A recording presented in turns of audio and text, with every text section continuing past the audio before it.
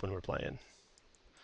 So this adventure is Suits of the Mist, DDAL04-01. You have to be first or second level character to play it, which all you guys were, so you're good there. And strange things are afoot around the Moonsea.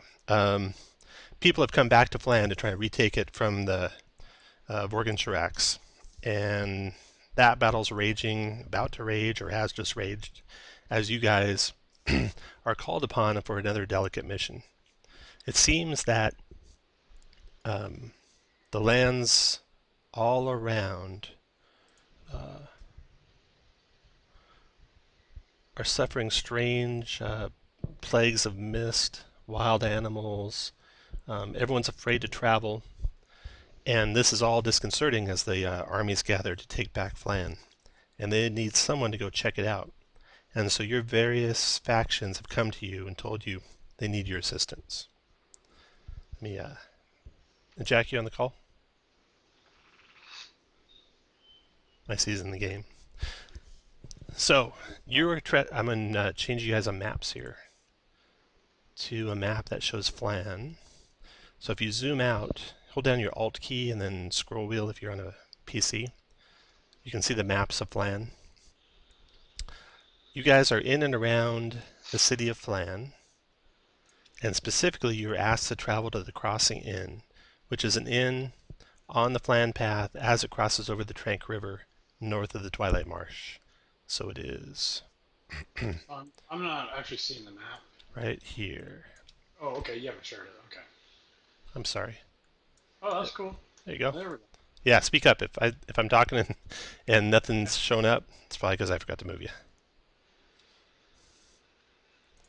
So here's the map for everyone. And that red arrow is where you're traveling. So the trip there to the Crossing Inn is disconcerting. The air is unseasonably cold, even as the height of winter is approaching, and a strange, unrelenting fog has enveloped the area. Everyone's on edge that you come across on the road. Scavenging creatures have been seen in unusual numbers, roaming the edges of the roads. The world just seems darker. But you make it to the Crossing Inn unscathed, and the warmth of the octagonal common room engulfs you as you enter. Instead of warm smiles, however, the barkeep and the patrons offer suspicious glares, unusual for the inn. All the patrons are crowded around a large table in the corner. Everyone seems to be speaking at once, voices teeming with anger and concern among the jumbled words. You hear some clearly: filthy gur, cursed nomads, and larceners and murderers. One of you, oh, he didn't make it today. One of you was going to be a gur, so she went to taking that well. And before you got to the inn, though, you guys met each other traveling on the road. So let's go ahead and go through character introductions. I'm going to move you back to your characters so I can show pictures of them. And we'll just go through in order that they're standing there. So, Marcus, go ahead. Just give a little brief intro. Yeah, so Marcus is a soldier, and but something happened that made him, quit from all those soldier stuff, and now he's just uh, on call. If if there's danger, he just goes to places where he can help. But from the army where he used to serve, he really quit because of something that happened. So that's him. He's a human fighter, by the way. Human fighter, okay. Next is Lantrix. Lantrix Burfiz is a rock gnome wizard. He frequently can be seen muttering to himself while playing with knickknacks that he's tinkering with. For the most part, he keeps to himself, but every now and then he nods off and wakes up screaming. All right, and then Sicklehammer. Jack, you might be on mute if you're talking. Or you might not even be on the call. He's not. We had another call.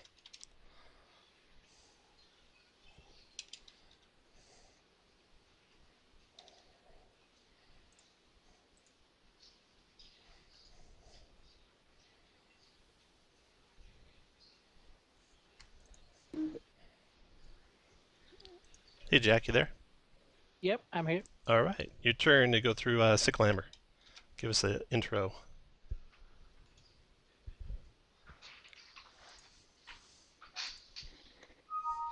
There we go. Alrighty. Das Hammer is a union member. He is the chairperson of Diggers and Miners Union. Damn you! And he is a revolutionary. He has kind of Marxist principles, and he's an atheist paladin. His power comes from his belief that God doesn't exist.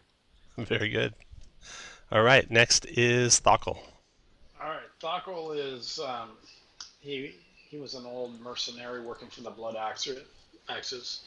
He kind of retired from that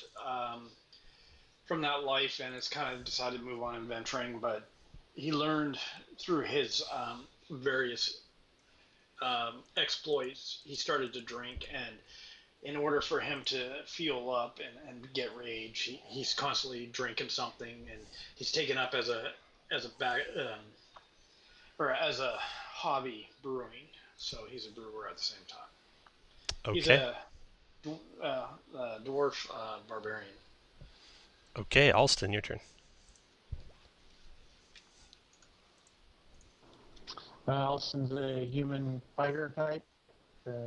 He's young, has been trained in religious background, and is a healer of sorts. So. And lastly, your dwarf, Dunmith. So Dunmith's a dwarf cleric, life cleric. He's in full heavy plate with the shield on his back, and the shield has his holy symbol on it, as well as his crossbow has his holy symbol on it as well.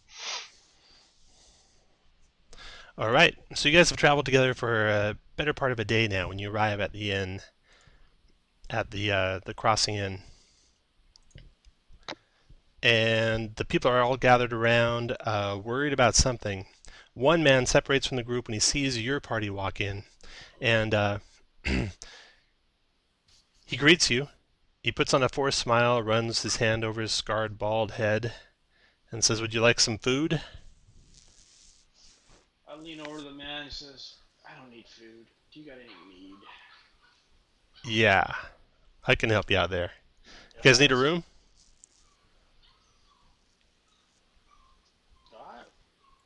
I'm Let's okay have with- it. Yeah, I'm okay with just laying on the table at night. Just keep me filled.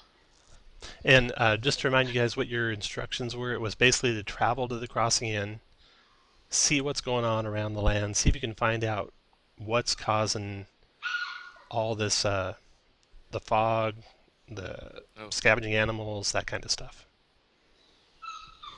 So tell me, barkeep, what's been going on lately? We noticed some weird things. Yeah, well, as you can see, big brouhaha over there. Everyone's concerned. Turns out some stuff was stolen here. He also goes on to tell you, oh shoot, ignore that, wrong one.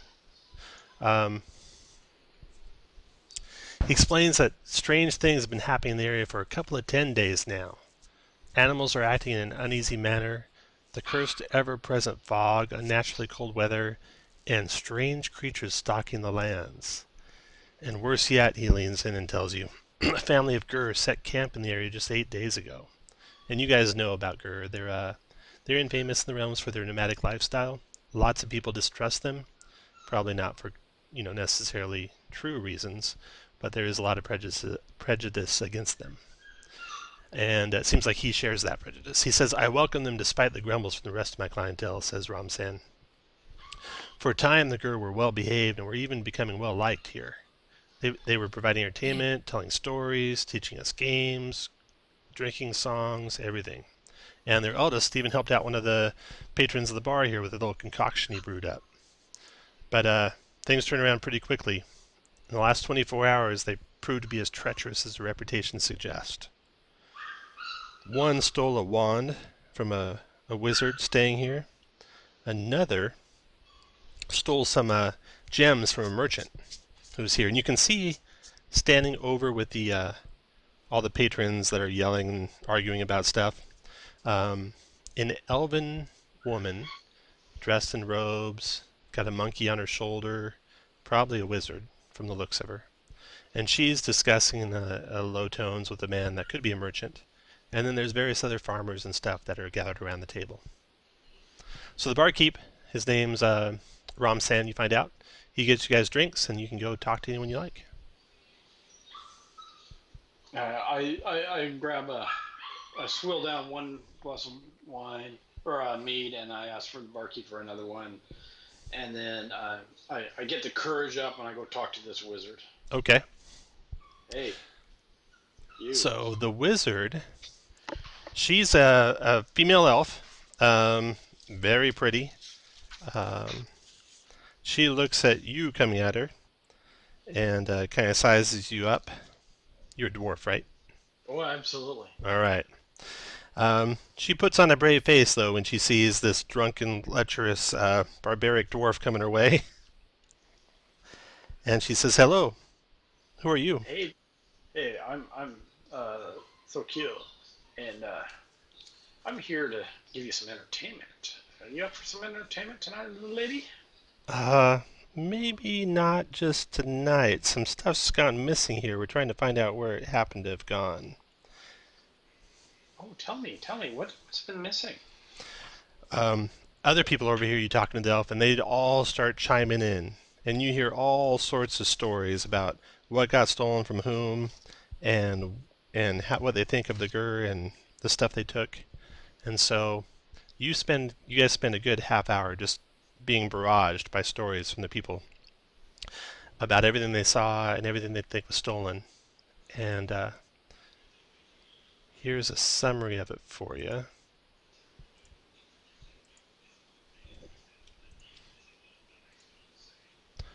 Just a second.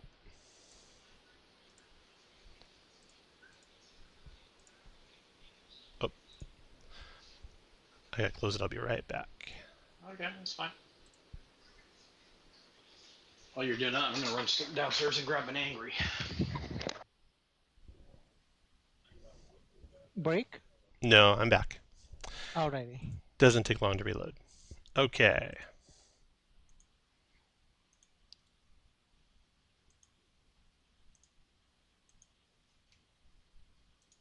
There we go. Okay, so these are the main stories you hear from all the tavern goers. You find out a young girl named Riku drugged a female elf mage who's standing there with you now, stole her wand, and he was last seen heading toward the hills. You found out a girl named Rillian stole some gems from a merchant who's also standing there now, and the merchant, in the discussions you have with him, says that the wizard staying at the inn cast a spell and learned that the box containing the gems are currently on the road leading into the Glumpkin Swamp. You find out an older Gur stole some weapons, wagon-loaded weapons, and you find out that Gur named Papa, who had helped someone earlier, he cursed one of the inn's cooks, or assistants to one of the cooks, and that person's been unresponsive. And Papa was seen fleeing into the nearby quivering forest. So the elven woman introduces herself as Aya, and she says that, and she pulls you guys aside after you've been barraged by all these talks about what the Gur did and how horrible they are and that same sort of stuff. Once she gets you out of earshot of the rest of the patrons in the inn, she tells you, "I wanted to pass on one bit of information. I talked to the Gur boy, Riku. I don't have the same superstitious beliefs as the locals here. To me, the Gurs seem just as scared as the rest of us by the changes in the area. I'm not sure what they're playing at, but they might know some important secrets. If I were you, I'd treat them well. Bring them back for justice, but don't hurt them, and see that this ragtag group doesn't hurt them either." And she tells you the boy was heading north toward the Vanishing Hills. Let me get you guys to a map where you can see what the Vanishing Hills look like and where that looks like.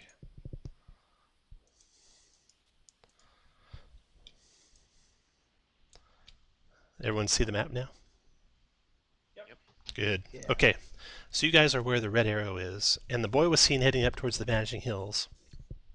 She tells you in the same direction as the direction that the the Gur man went with the gems. He was heading toward the Glumpkin Swamp. And I've cast some scrying spells, just as the merchant said I did. And I'm pretty sure they're heading toward a buy somewhere in the swamp.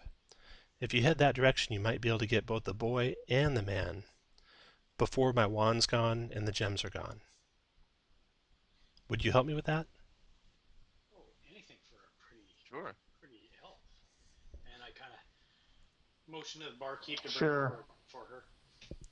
All right. She has a drink with you now.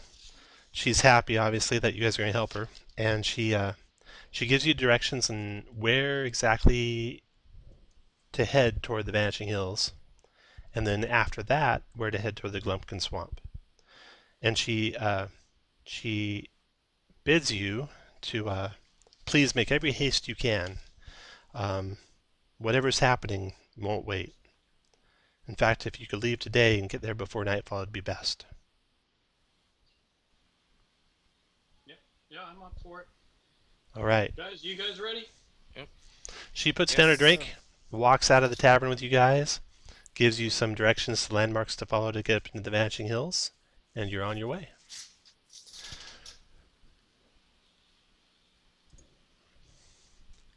Your journey into the Vanishing Hills was made difficult by the frigid cold and clinging fog.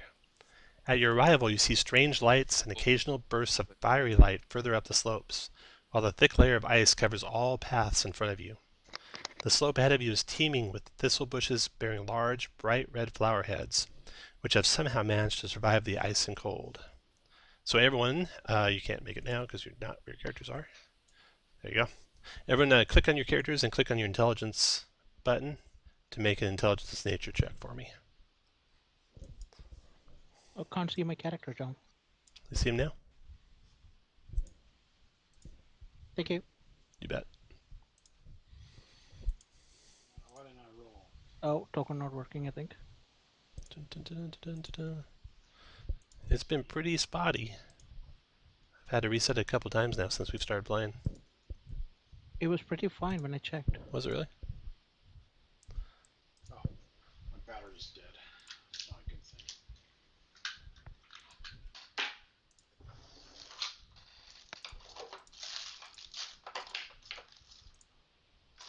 Okay. Let me just grab a backup. Let me show you guys how to roll the old-fashioned way. So to roll the old-fashioned way, you'll see on the screen in the top left area a menu bar. One looks like a 20-sided die. If you click on that, it brings up a little dialog box for dice rolls. You just click on the D20 die and it'll roll it for you.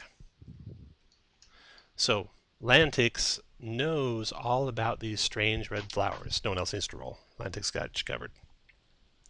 These strange red flowers that you see on this icy slope in front of you are called flame thistles. He tells you that if you enter the patch, some are bound to attach to you and pull off their main bush that they're on, and about 6 seconds or so after that happens, they'll explode in fire. So you gotta be very careful. If you're brave enough, you can actually pick the flower head off of a bush without causing it to explode, but you have to be really good at it, otherwise it will explode. It'd be a sleight of hand check for your reference. And if you succeed, you pick the flower head off, and you can use it as a weapon that's like basically alchemist fire. Here's what it looked like if you did it. Let's see if I have it. Oh, they're working again, it looks like. Good. So Flame Thistle. You can throw it 20 feet. It's an improvised ranged attack, so basically a dex check unless you are a tavern brawler. And it causes fire on whoever you hit with it, and they'll burn. They'll take d4 fire damage at the start of each of their turns until they put it out. So you're looking up this sloped, icy hill covered with these bushes, and there's going to be no safe way to get up there without going through the bushes. So you'll just have to go carefully up, and it'll be a climb check to make it up the hill too. Any ideas how you want to get up there? You look left, you look right. They extend a long ways left and right. So you're going to have to go through them, it looks like. Does anyone, or is this kind of snowy environment, or? Yep. The slope ahead of you is teeming with these thistle bushes. layers of ice cover all paths in front of you. Nice. I guess no one has any crampons or anything like that? Right now, Okay. no. But we would have dressed exactly like the weather that we predicted, right? Yeah, it's been Yeah. icy cold. Yeah, you could have possibly bought some cold weather gear, but not necessarily crampons. No, no crampons though. Yeah. Okay. Well, if anyone's not stupid enough, I'll take a swig of mead and head on up. Very good. Okay. Meat shield. It's more like meat idiot. But hey, I'm nice and warm because I'm drinking to keep myself nice and warm. Anybody have a rope they could send you with? Maybe help us up? Yeah, About I got 50 rope. feet of hempen rope. Yeah, I got some rope too. So I tie Okay. the rope around myself, and I don't know if I got pitons. Did I choose the Explorer pack? I think I did. Explorer pack should have pitons, right? It doesn't, unfortunately. Okay, that's the Dungeon pack. Right. I think it's Dungeoneer's pack that has the pitons. Yeah. I just got the rope. Okay, well, I take the rope, tie it against myself, so just in case I fall off, someone can keep me from dying. Okay. You'll have to make a strength athletics check. So you just click on your token and then click on the strength button. Come on, token. There we go. My macro's not working. There it goes. There it goes. I rolled- 16, no problem. Yeah, you make it up the slope. No problem. You're able to navigate around the bushes. And you're able to lower the rope back down for anyone else who wants to climb. Now, anyone else who wants to climb, and you'll want to do this one at a time, you can make either strength athletics or dex acrobatics now that you have the rope, and you'll have advantage on the check. So who wants to go next? Okay, I'm going up next. Go for it. Focus. Alrighty, there you go. Like a Right. champ. Who's next? Das will go next. Das Sicklehammer with the advantage makes it no problem. Nice.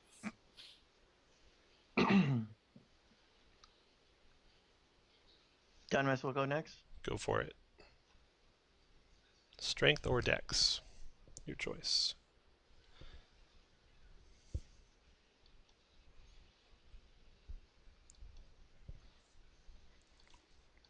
Macro's not working. Go ahead and just roll a d20 then.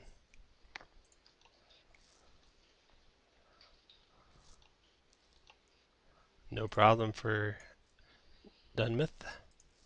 Who wants to go next?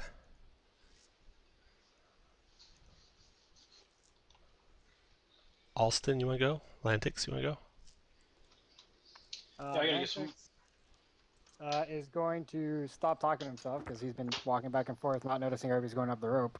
And notice everybody's gone up the rope, and he'll quickly panic and screw up the rope as best he can. Okay. Rather nervously because he's not very strong. Okay. Let's see if the macro I'll help works. him out. Oh, doesn't look like it's working. All right, let me roll manually.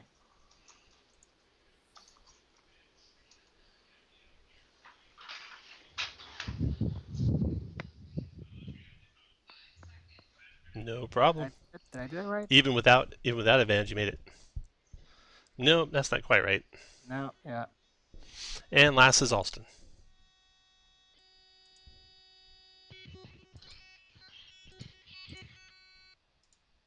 Wow. Alston made it, no problem. All right. So you all navigate this icy, slopey hill. You get up to the top of the hill, and there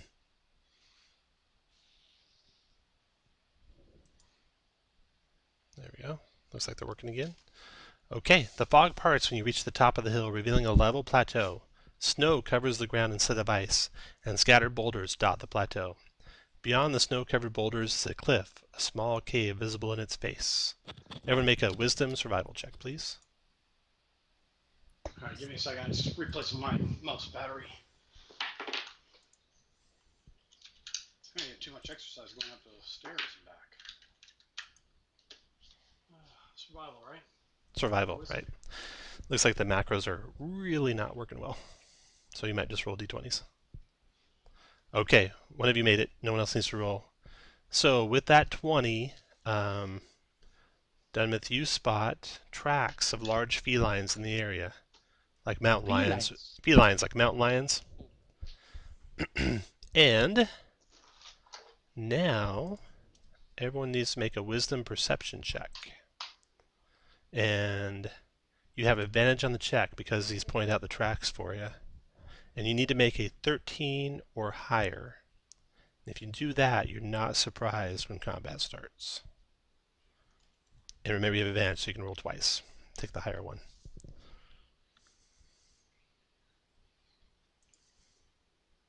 I rolled twice. You don't need to tell me, just remember for yourself for the first round of combat. Well, I was looking here, and then I just realized I like the way it highlights it in blue, so you can find your find everything.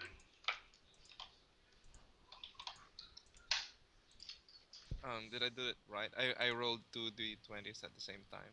That's okay. Either way is fine.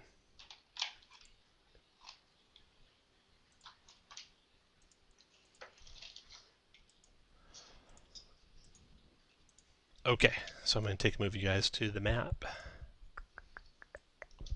Hey, it's working.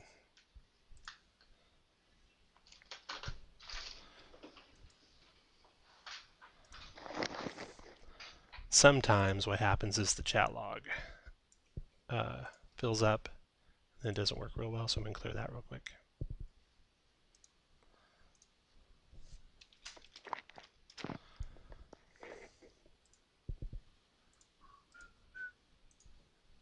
There we go. Huh. Now it's rolling twice. Looks like, no, that worked. No, twice.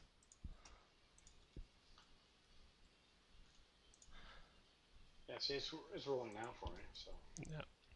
Okay, you guys are now on the map over here. These big circles are boulders. The cliff is to the northeast, and there's a cave mouth that goes into the cliff. You guys are just milling about however you want. Take whatever order you want to be in as you start walking towards that cave mouth, with the lead guy about where Marcus is at, right about here. And you said we're aware of tracks? Jack, You are aware of tracks, yep. Lead, you guys are right here, right where, Okay. yeah, they are behind. When the first cats come into view. Is there?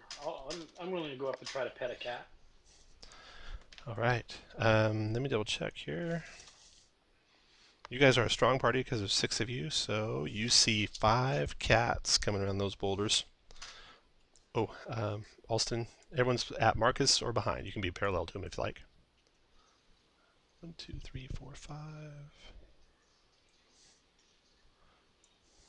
Don't stand on top of my head, Comrade Alston.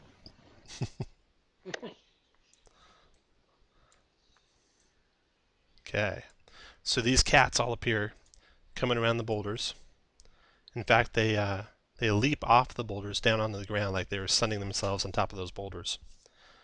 And Endangered species, clouded leopard. Everyone roll initiative, please. So just click on your token and then click on that IN button. Now you'll find occasionally you'll roll initiative, but it won't go into the tracker.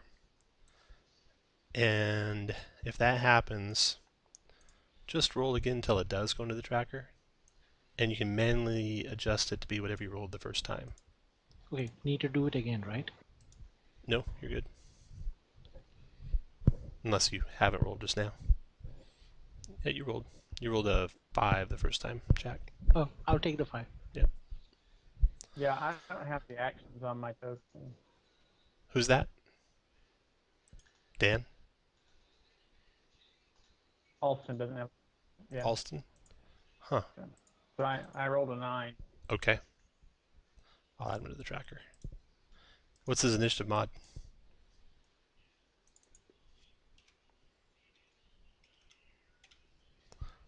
What's Alston's? It's 0. Okay. All right. Wow, 9 makes you last. Sicklehammer, did you make your DC 13 perception check? Yes, Okay. he did a 16. You are not surprised when you see these cats leap off these boulders. They look like they're hungry, There's something slightly unnatural about them, something more menacing than even normal. And they're closing in for the kill. What do you want to do?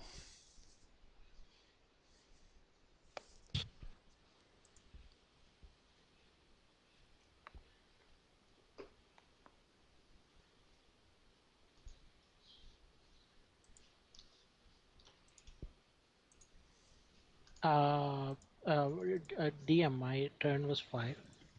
Oh, you have a Initiative. 5. Sorry, I Yeah, didn't fix that. The last one was a error from the macro. Sorry. 5.03. Okay. Descending, and okay, so the cat is the first one to go.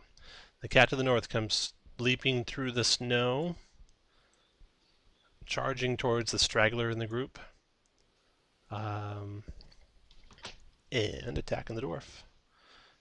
And let's see, he moved, and he does a thing called a pounce. So if he moves 20 feet straight to a creature, then he hits with a claw on the same turn, he can knock you prone, unless you make a strength save. So let's see if he hits. Straight d20 roll, he is, with his claw attack, +4, so that's only an 11, so that cat missed you. Great. He's done. Dunemith, your turn. I'll swing with my warhammer at the cat in front of me. Okay.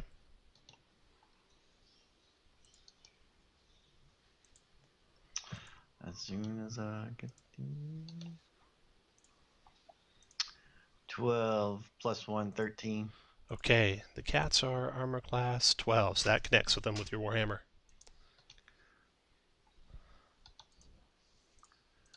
Which is...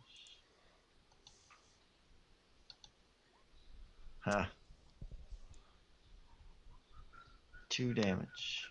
Okay. Should see that cat's health bar go down just slightly. Lantrix, your turn. Oh, I'll pretty quickly move through combat once you've done an action, but feel free to move. And I might even go to the next person and have them start their turn while you're moving. You just need to let me know if you provoke is all. Do I know have I seen these cats before? Do I know anything about them? Or what Lantrix, it is they look like snow leopards. They're the size of mountain lions. So would I have any clue of what kind of things they normally hunt? what kind of things they normally hunt? Mountain lions hunt like rabbits, small deer, adventurers. Can I make a minor illusion of a deer corpse since they're hungry right here at max range 30 feet? Yes, you may. I'm just going to draw a little circle over there for you guys. Or a little square. Okay, so the little deer corpse appears there. Lantrix, what would you like to do after that? Going to move your speed? I am going to move just a little bit over here and take cover behind this rock. Do you want me to move up one more square to take cover there? Or? No, you're good. Okay, so this cat now, it pounces on your dwarf as well. Looks like they're working together. And tries to, there's this pounce, and here's his claw attack. 20 to hit. That time he connects, he does 3 slashing. 3 slash. So for Dunemith, just click on your token, and then click on the 12, and then type -3. There you go. Oh. Now you need to make a DC 12 strength saving throw, or else you'll be knocked prone.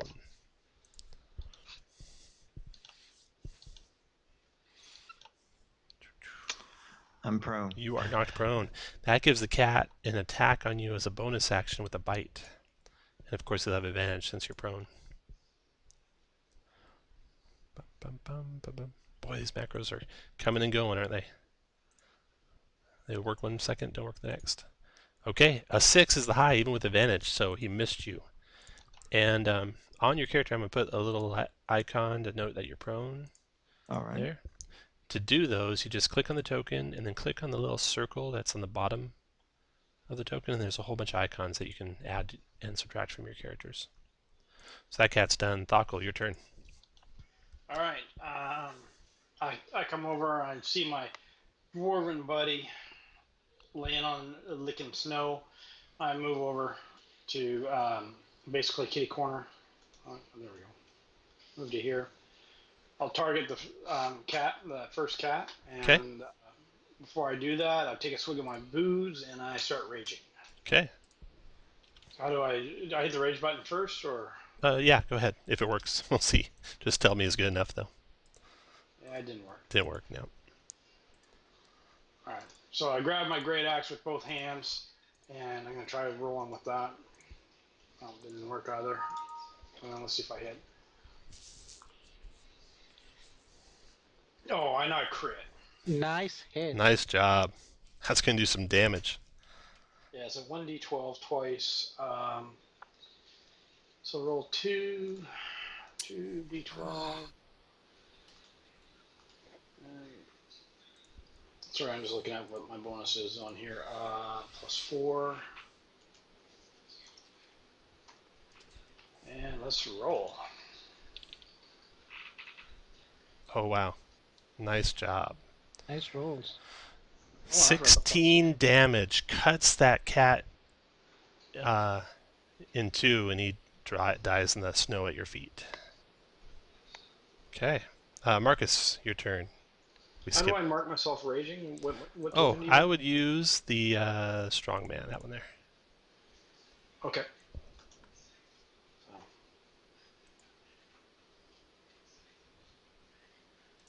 Yeah.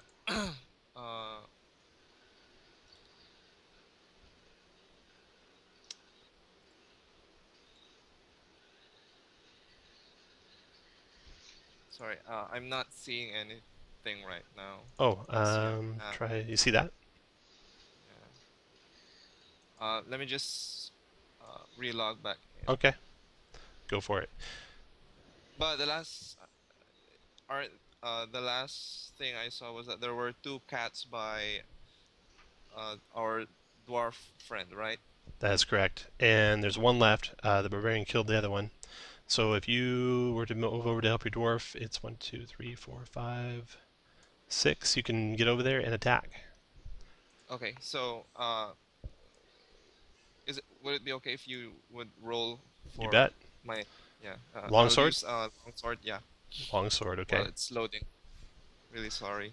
No problem. No, all of Roll20 is doing really bad right now. Not your problem. You rolled a 3 on the d20, unfortunately. Oh, So that's a miss. And Marcus is done. Thockle just went. The cat's over in the far side. The one to the far south here. I'm taunting the kitties. Here, kitty, 1, kitty, 2, kitty, 3, kitty. 4, Here, kitty, 5. 1 through 3, this far side one's going to go after the deer corpse. It does. 1, 2, 3, 4, 5, 6, 7, 8, 9, 10. Pounces right on top of it. Of course, it goes right through it when it does. And it's like dancing around the snow trying to eat at this corpse that doesn't respond.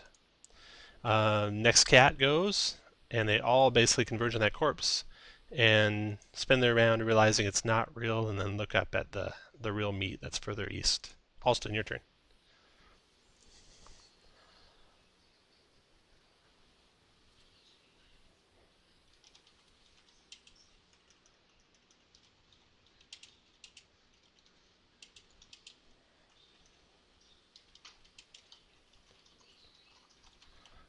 Your turn, Dan.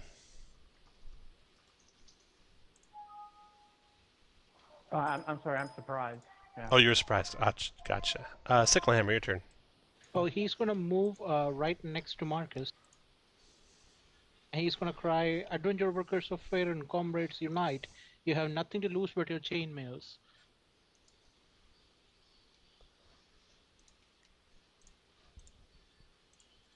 Token's not working? Nope. Nope. Assume they're not working until I tell you they are. I'll keep testing it as we go. Oh, nice crit. Nice job.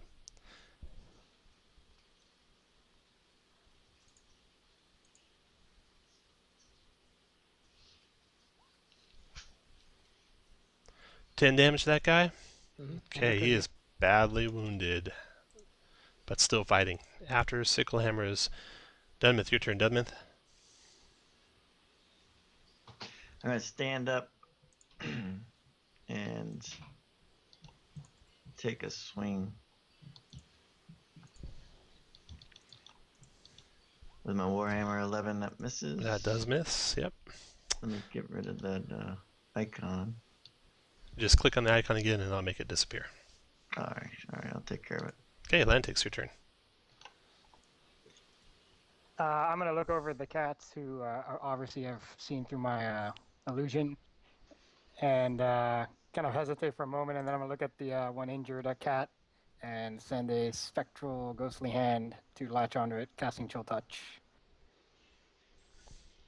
Let me see if the macro works. I doubt it. Nope. All right, 1 second.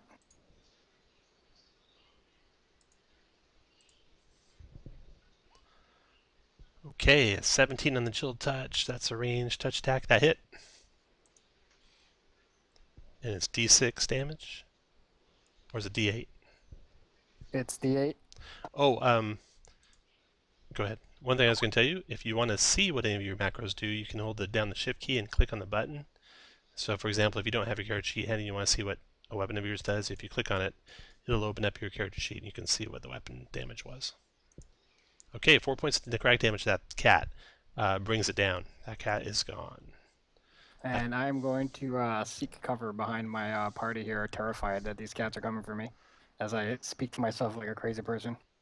Your turn, Marcus.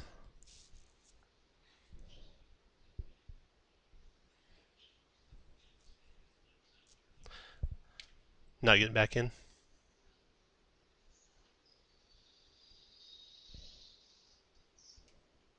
Oh, you might Hello. have to that call. Sorry. Oh, no problem. Okay. So there's still one cat, right? There's actually 3 cats right now, about 30 Okay, feet to the sorry. northwest of you, amidst the boulders. They are finished ravaging the fake deer, and now they're coming your way. You Okay, don't have enough so- movement to get all the way to them, but you could stand in front of your party and ready an attack if you want. Yeah, I'm not seeing anything right now. I think roll 20s. I'm going to reload too.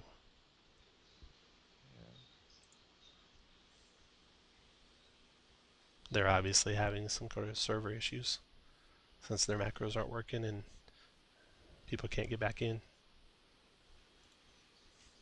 Yeah, other sites are working fine, but every time I roll the game, I load the game, it keeps telling me this interruption notice. Yeah, I was getting that too. If we Nothing's cut off loading. all the tabs, then you can play for. Okay. No, it's actually right now that's the only tab I've got, and then nothing's running except Skype. Is everyone using Chrome and or Firefox? Chrome. Chrome. Because I Yes. know if anyone uses Explorer, it tends to have a big problem with that. I run on a Mac and I use Chrome. Okay. Is there any other browser? Well, Um, maybe. I use Chrome. I use Chrome when I run this. That's for sure.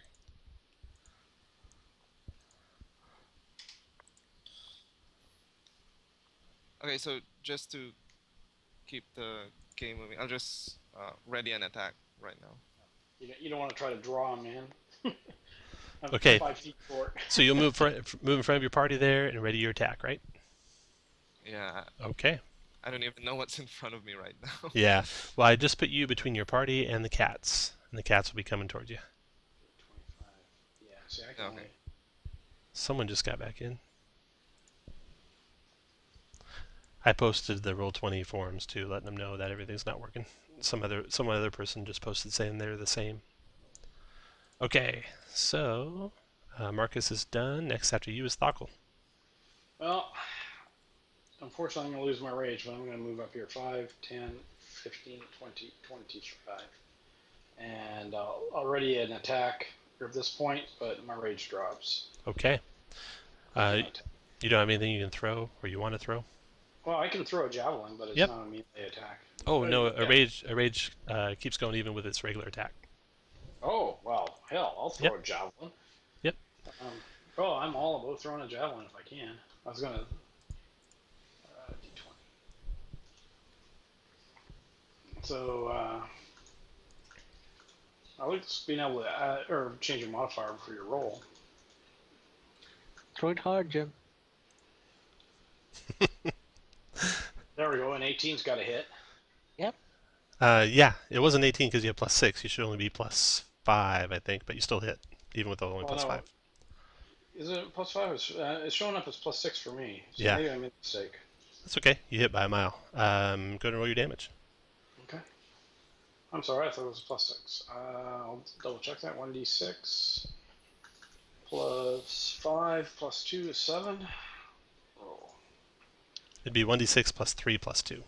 You don't get to add your proficiency bonus to damage. So it'd be plus 5. So 4 plus 5 is 9. Okay, I'm sorry. What did I do wrong here? So it should be... Should be your strength modifier, plus 3, right? Plus 3, yeah. And then if you're raging... Actually, if you're raging, you get plus 2 to melee attacks, I believe. Not ranged attacks. Let me double check. Rage, plus 2 damage, melee strength attacks. That's right. So it's plus 3 for strength, and that's it. You don't get proficiency bonus with damage. Yep, and I see what I did wrong because on my character sheet I have on my iPad I put 19 down for the strength, and that's gotcha. Okay, so you did 4 plus 3 is 7 damage to that guy. And after your turn, the cats go. So the first cat leaps on the barbarian, not moving far enough to pounce though, so he's only going to be able to claw you normally. And his claws are d20 plus 4, I believe. So miss. And then the next cat comes over and attacks you. That second cat looks like he connects. And the claw damage is d4 plus 2. So it does 3 points damage to you. 1 because you're raging. Yeah, so it should be halved, right? Yep, so it's 3 or 1 because you're raging. Yeah, so 1.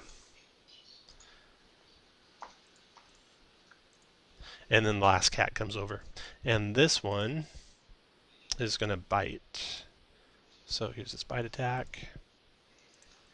14 plus biting is plus 4. So 18 to hit. And that does d6 plus 2. 5. And you're raging, so just 2. Right. So you have all 3 cats pouncing on Thockle, and they are all done. Alston, your turn.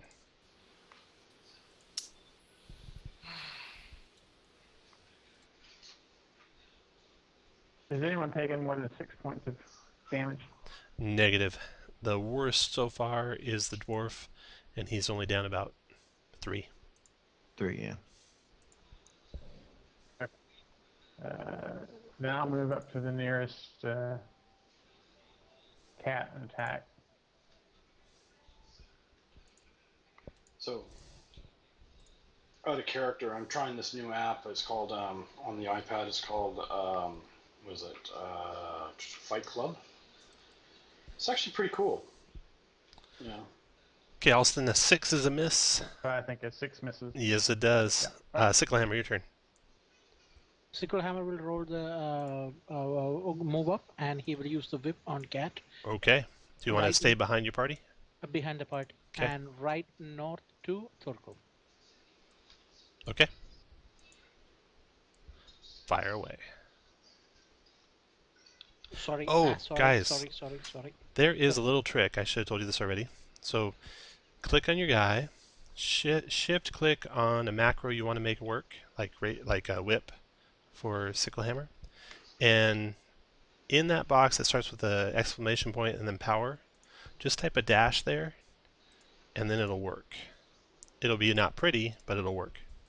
What do you mean dash? Just type a dash before the exclamation point, like I have on the chat log there.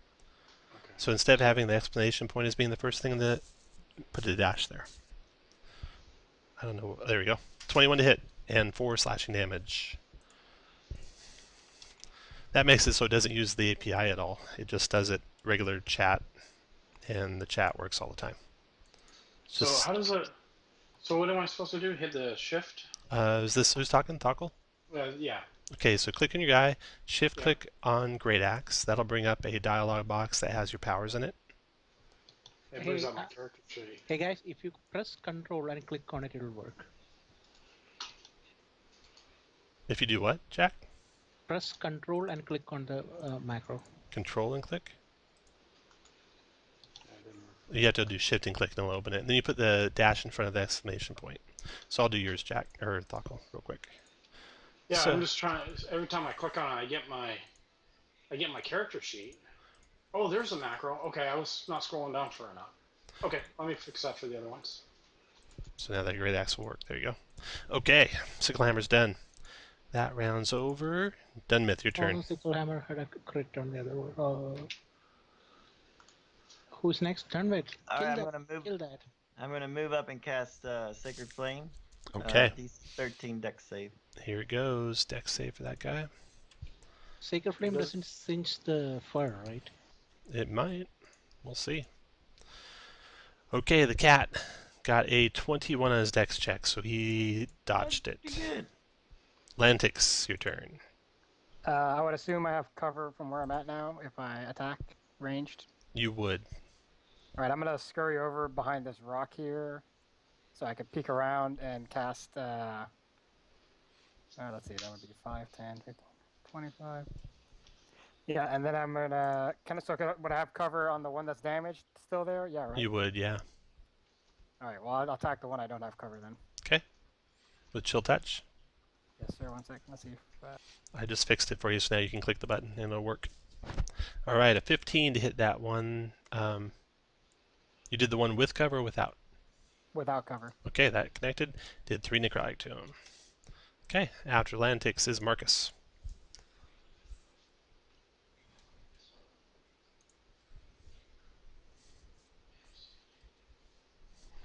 I'll fix your longsword so you can swing your longsword normally too. There we go. Now your longsword will work, Marcus.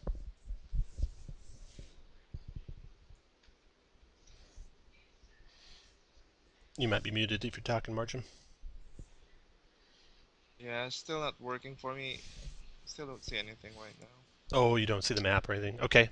You want to just come up and join the melee? Kill some cats? Yeah, sure. Okay. The rest of your party's there, swarming around the cats. You move up next to Alston, attack a cat next to him with your longsword. You get 18 to hit and 12 slashing damage. Nice. So you take that cat down. And next to go is Thockle. All right, so target the cat that's directly in front of me. Okay. And I take my giant axe with both hands. I swing. Why didn't that? Let's try clicking on me again. Click. Great axe. There we go. Well, that's cool. All That's right. kind of a fun part. Oh, I see. It rolled the damage at the same time. Yeah. Yep. 13 to hit is a hit, and you did 12 plus 2, 14 points of damage because you're Amazing. raging. Down goes that cat. Is that including the rage too? The rage, see, it's a little extra line at the bottom there. Yep. So the 12 doesn't include the rage. Okay, so you have the 12 just manually. Yeah. Okay, cool. All right, so after Awesome. Thockle, the last cat, strangely, even though all its comrades are lying dead around it, keeps fighting. It bites at Thockle. Fix its bite macro.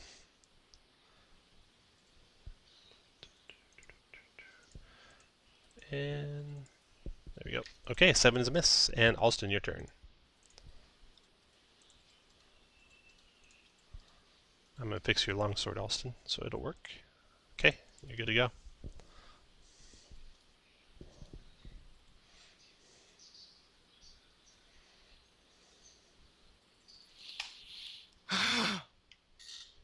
Seven missed. After Alston, Sicklehammer. Sicklehammer will whip the cat. He will move one corner east. Okay.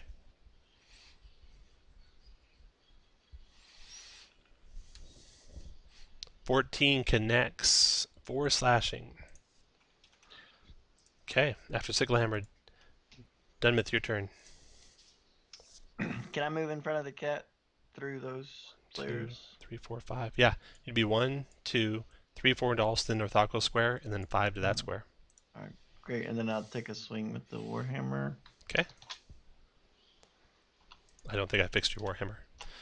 So if you click your token, and then shift-click on Warhammer, Mm-hmm. and then type a dash in front of the exclamation point, and then it should work. Now you're using it two-handed, right? Aren't you? Yes. Okay, so do the Warhammer dash two-handed one. I'll put a dash in front of that one for you. Okay, that'll work. Go for it. Crit, nice hit. 14 bludgeoning damage to the thing. Cave its skull right in. Down it goes into the snow. Liam, quick question. Yeah. Can I take the skin out? You can skin them, yeah. Alrighty, Maybe not portals. right now. Oh yeah. You see other tracks around, so there could be more in the area. You also see a set of human tracks that lead northwest towards that cave mouth. Done with. Let's go. Yeah, let's do it. Should we just dash on in, guys? You know, I'm just getting warmed up. Yeah, I mean, we don't want to lose your rage, so Oh, let's you will. go. You Oh, will. yeah? Yeah, you won't get anywhere in one round, Yeah. unfortunately. Okay, so you come to the edge of the cave mouth and you look inside, and you see the trail leads into a rough cave in the side of a cliff. The cave descends slightly into the hill. Sharp icicles hang from the 15-foot high ceilings, and the floor is littered with long, thin chunks of ice. Everyone, please make a wisdom perception check for me. I have to roll the old-fashioned way. Okay. Next dice. Wisdom, D20. We're doing perception? Perception, yep. Plus 0. 16 for Dunmith is enough to notice something strange. Dunmith, you notice that some of the icicles above are trembling slightly and making a low humming noise. You describe that to everyone else in the party. Anyone in the party proficient with Arcana? Not me. You mean the skill? Skill, yep. Yeah, I am. Okay. He points it out to you. You take a look at it, and you notice that the humming is actually the icicles whispering excitedly to each other. Creepy. Yeah. Can I start talking to the icicles? Do I recognize the language? No, not any language you understand. I start talking to them anyhow. Okay. They're excitedly like moving towards you guys a little bit and just kind of shaking with excitement, waiting for you to come into the cave. I want to throw a javelin at him. You see, as soon as Marcus steps in the cave, they all start quickly shuffling toward over Marcus's head.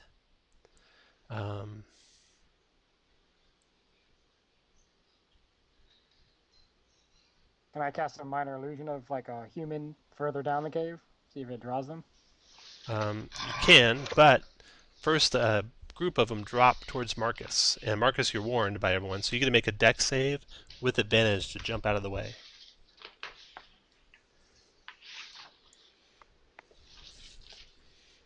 Are you seeing the screen yet at all, Marcus? Yeah, but yeah, it's just the character tokens. So Sure. I'll roll dex save. Dex save. I fixed through dex for you, so you can actually click the macro button if you want. Okay. 20. Good job. You dive and roll out of the way of the icicles. They come crashing down to the ground, and then your illusion draws the rest of them away, such that there's a clear path you guys could walk along the west edge of the cave and bypass the rest of the icicles. You want to do that? Okay. Alston does. Alston, you come around the corner and you see a strange sight up ahead. How do I turn off, Tom, how do I turn off that little strongman token since I've lost my rage? Lost your rage. Click on your token, Yep. and then click on the circle that's below your token. Yep. And there's a bunch of I see it. icons. There you go. And I saw it there, and I just got Okay. You guys are, you see flashes of light on the cave walls before you come around the corner. Everyone make a stealth check for me. Oh man. You're asking the barbarian to be stealthy. You don't have to. You can just tell me I'm going to fail. Sickle Hammer's not failing, though. You might have disadvantage, though, Sickle Hammer. So, Let's go lay now. Yeah, Dunmith has disadvantage, so that's 9. 9, okay. Marcus got a 10 with his disadvantage. yeah. No, Or no, I- 5. 5 with his actually, disadvantage. that. Brian got a 5. Oh. Thockle got a I 7. rolled a 7. Okay. You guys don't surprise what's in the room when you come around the corner. What you see is this boy standing, and actually you can move closer so you can see what's there. You can set the rest of you guys up around the lead guys. When the lead guys get to here, that's what they see, what's in the room. Oh, right here? Or am I too far? Behind Alston. If you want to be first, you can be there. Okay. What you see in the room here is a young human clutches pieces of thin wood in each hand. The flickering lantern at his feet plays shadows off his terrified face. Creatures like large bats with long pointed mouths hover about him. A number of burnt specimens lay on the ground by the boy. Occasionally, a spark of red energy arcs between the two wood fragments, driving the flying creatures back momentarily. Humanoid bones litter the edges of the cavern. Everyone make an intelligence arcana check for me. Arcana?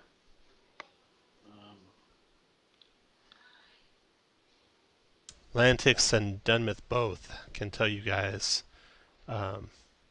what's going on in that room. They quickly whisper to you, everyone.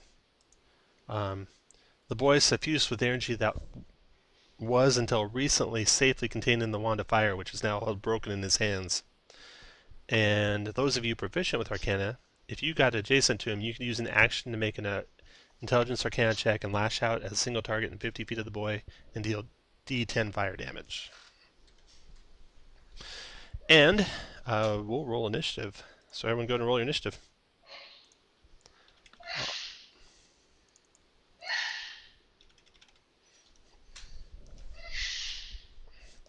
Let me add the fire bats for you. Bless you. You said these bats are just hovering. They don't look like they're trying to attack the boy. They are trying to attack the boy. He's fending them off with the wand fragments that he has in his hand. Okay. So, 1, 2, 3, 4, 5, 6, you're all there. Here come the bats.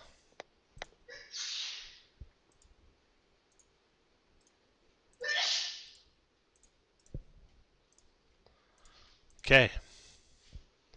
The first Sturge flies away from the boy. They fly at a speed of 40, so 1, 2, 3, 4, 5, 6, and then attacks your barbarian. The barbarian says, "Bring it on, bat." This is going to be a pretty long macro, so I'll have to decipher it for you. Okay, but he rolled a 6 to hit, so you're safe. Does not connect to you. And next go, Dunmouth. A drink can kind of hurt.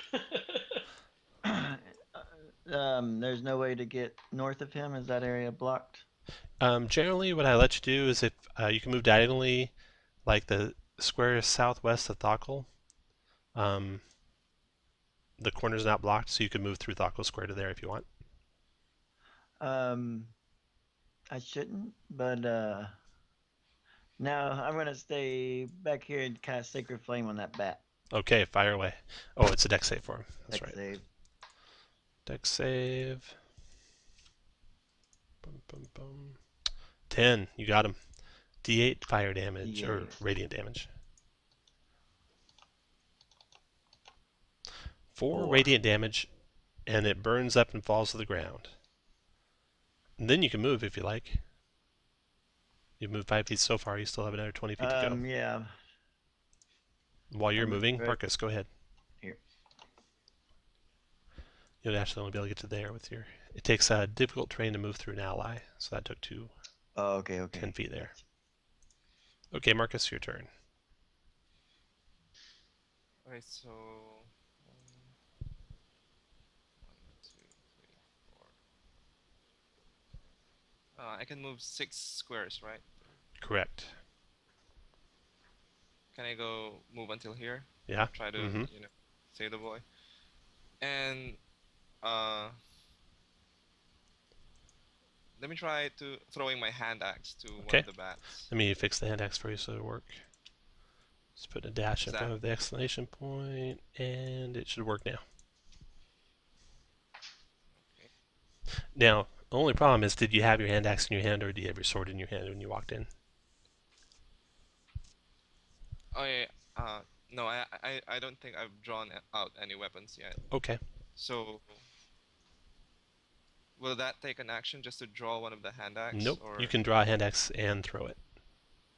Okay, so I'm gonna throw it to the northmost one. Okay. And my macros aren't working. I'll just roll a d20. Should be able to click it. I think I fixed it just now. That is a hit. D6 plus 3 damage.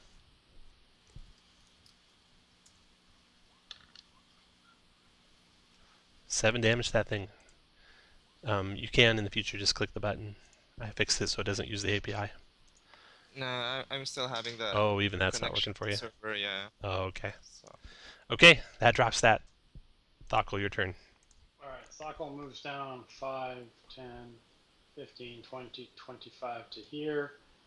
Targets the bat south of the boy. Bat south of the boy. Is that 5, 10, 15, 20? Takes its javelin in its hand and throws at him. 22 connects, impales that creature, flies through the air on your javelin. Nice. Lantrix, your turn. Thockle thinks about creating a fire and having a roast. Close enough. I'm going to chill touch the bat. Okay, go ahead. 8 is actually a miss on the creature. Next go, Sickle Hammer. Double moves up to there, end of turn DM. Okay, the last of these creatures closes on Marcus, tries to drain Marcus's blood, and misses with a 6 to hit. Alston, your turn.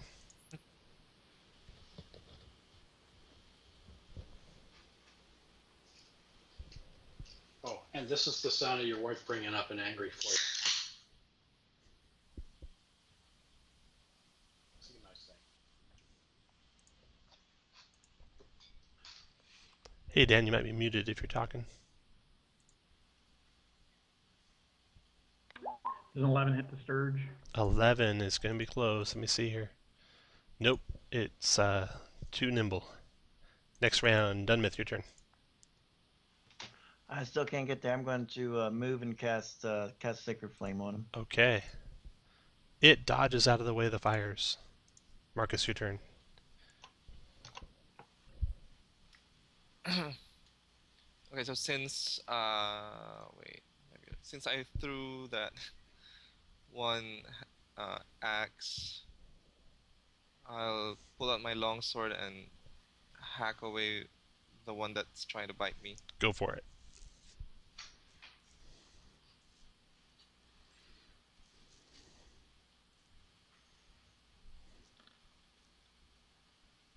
$15 hit.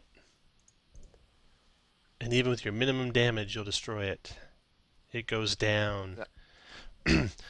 The boy is holding this wand of fire that's now in 2 parts, and flames are dancing around him. He looks wild-eyed towards you guys, and then he looks up in the sky, and you see slithering out of crevices in the ceiling more of those bat creatures. 1, 2, 3, 4, 5, 6 of those bat creatures coming down from the ceiling all around you guys. And he looks up and he screams, "Watch out!" And that was Marcus. Let me get their initiative here.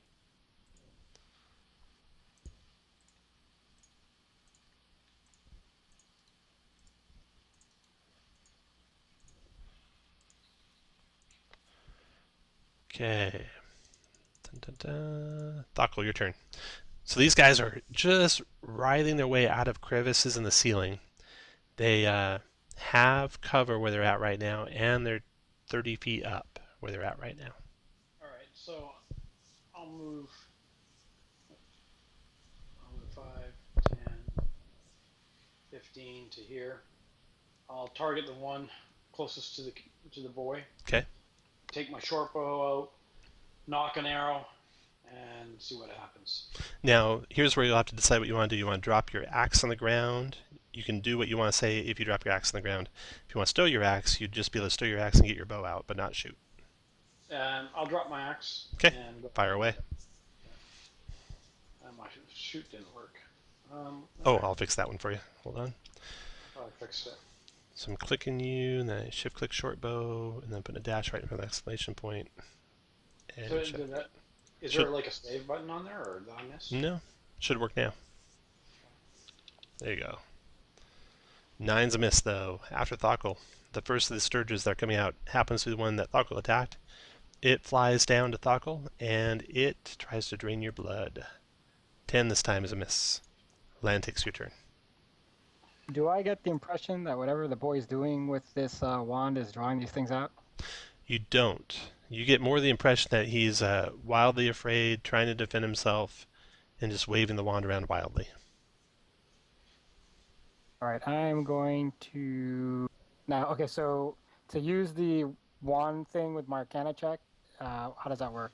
I mean, you said to make an action, it's a 10. You need to be adjacent, and then you right. make a DC 10 Arcana check, and then if you make that, you do D10 fire damage to something within 50 So feet there's of not you. an additional attack after that. Nope, just gotta make that check. Okay, so I'm gonna move over there, and is that close enough right there? Yeah, any square adjacent's good. And I am going to zap the one that is right there. Okay, And Now- mark check. fire away. Does that one have cover still, or? It doesn't matter because of the Arcana. You'll be Okay. able to ignore any cover. 13's good enough. So that does D10 fire, so go roll a D10. 9 fire. These things seem to be resistant somewhat to fire, but 9's enough to kill it anyway. After Lantrix, Sickle Hammer. Sickle Hammer moves one space next to Marcus, and no, that's done, right? Dump it and will hit on the other bat.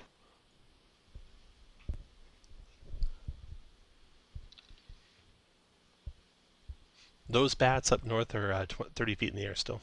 The bat next to Thockle's at ground level. All the rest are up high. Oh, anyway, I missed, so I will move Okay. there. So we'll say you went there instead. Mm-hmm. Okay. Then Sturge comes down.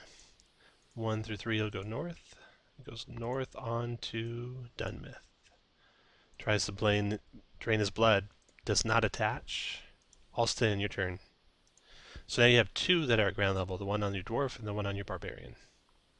Sorry. No problem. Alston, 10 does not connect. That round's over. This Sturge comes down. 4 targets. He's going to attack number 3, which happens to be Sickle Hammer. Sickle Hammer, 16. That's a miss by 1, or 3, actually. It's done. Next Sturge flies down and goes for Dunmouth. That's a miss. And the last Sturge flies down and goes for Dunmouth. All miss. Dunmouth, your turn. I'm gonna take a swing at the one above me.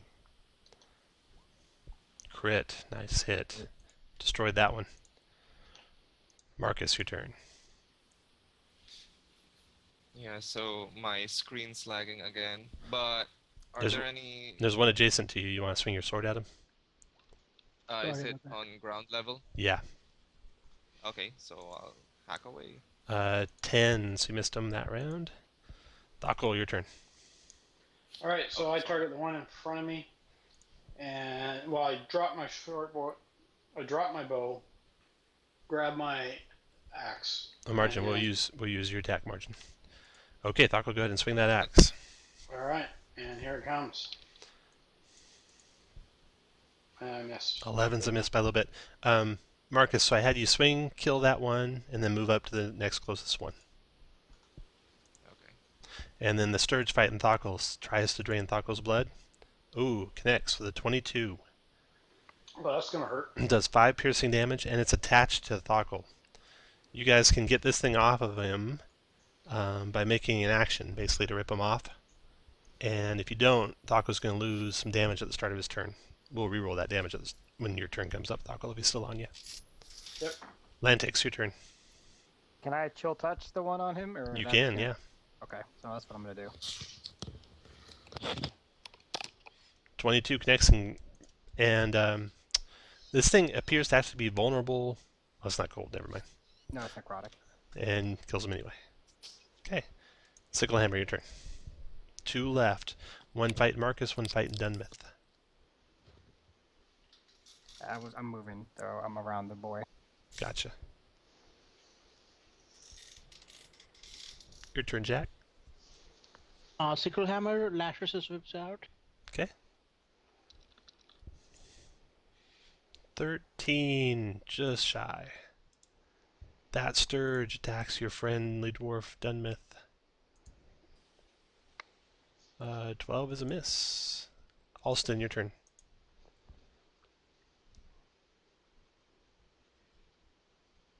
Alston connects and drops him. And then the last Sturge. It actually shoots out a gout of fire and a flare towards Dunmouth. And that does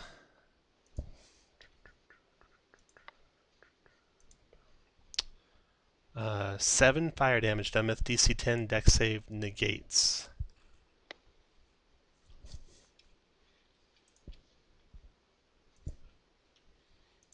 And I fixed your Dex macro so you can roll it. Oh, you made it anyway.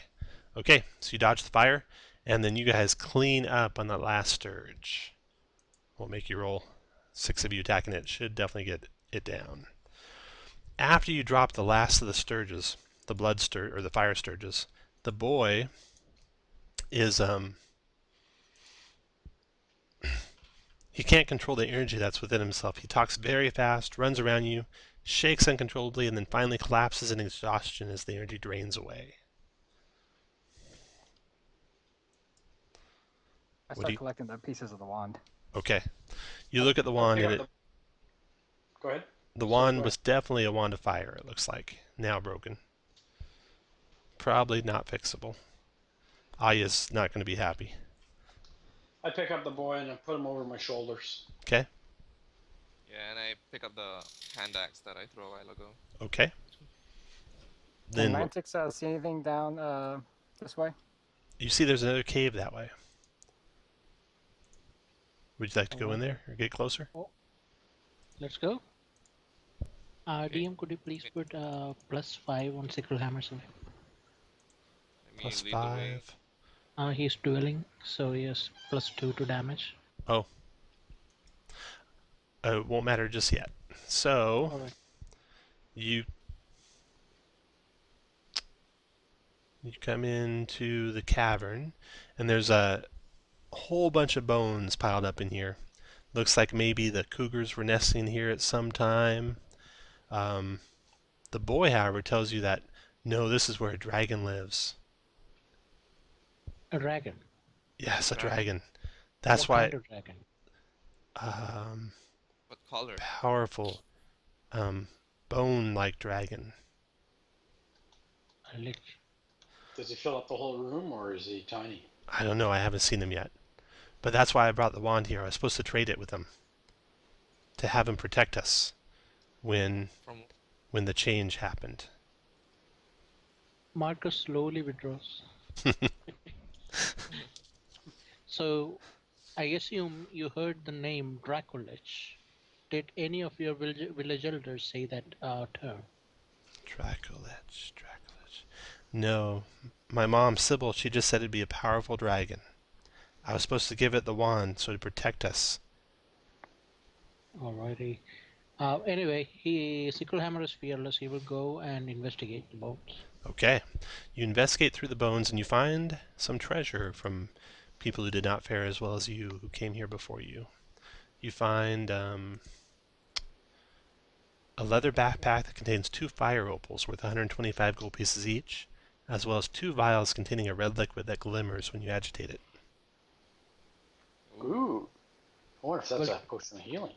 We'll take it to the party and said we will distribute equally. Would anyone like to sip one of those and see if they can decipher what it is?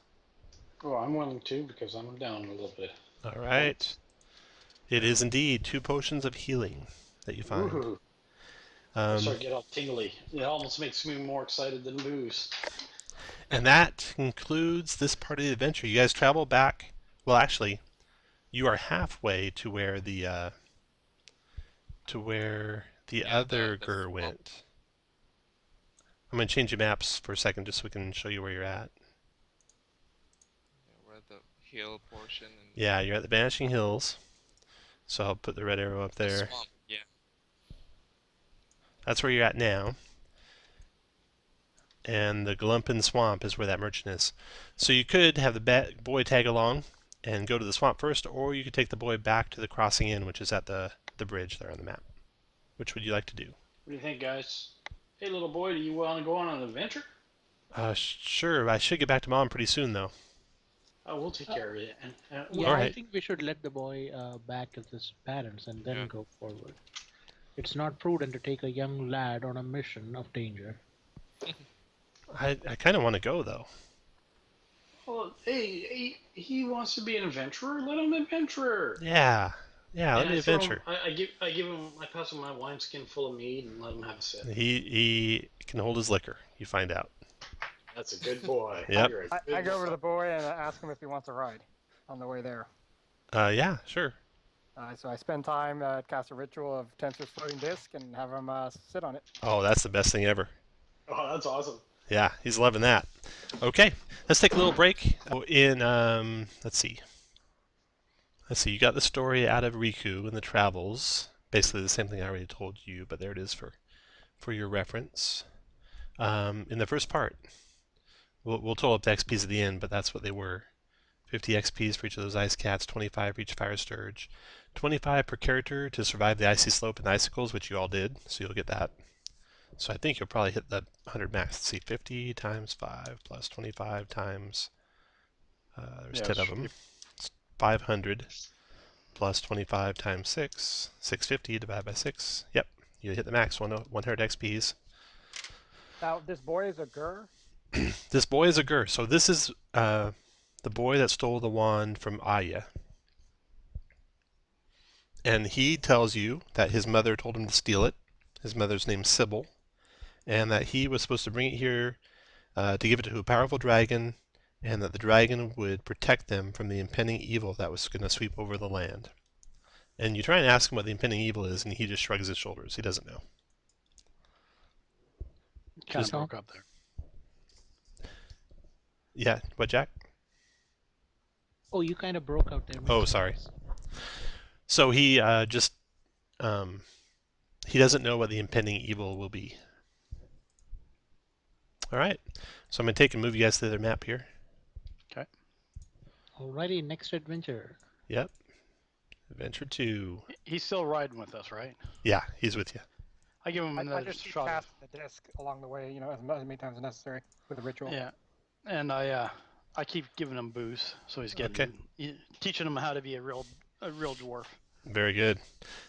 Put you guys marching order. You're basically following, once you get to the Glumpen Swamp. Can I cast Cure Light on Thockle? Oh, you guys, you probably weren't here when I said it. You guys get an extended rest. Oh, Because it's you have to camp one night on your travel there. Okay. I'll take a long rest. Okay, and then set up your march order for how you want to be traveling through the swamp. Basically, you find a pathway that looks like they took through the swamp, and you're following their tracks. And off of this pathway, it's marshy ground with lots of trees and stuff like that. Which is the front? The front would be to the left. Oh, I'm over here. I'm moving up front as well.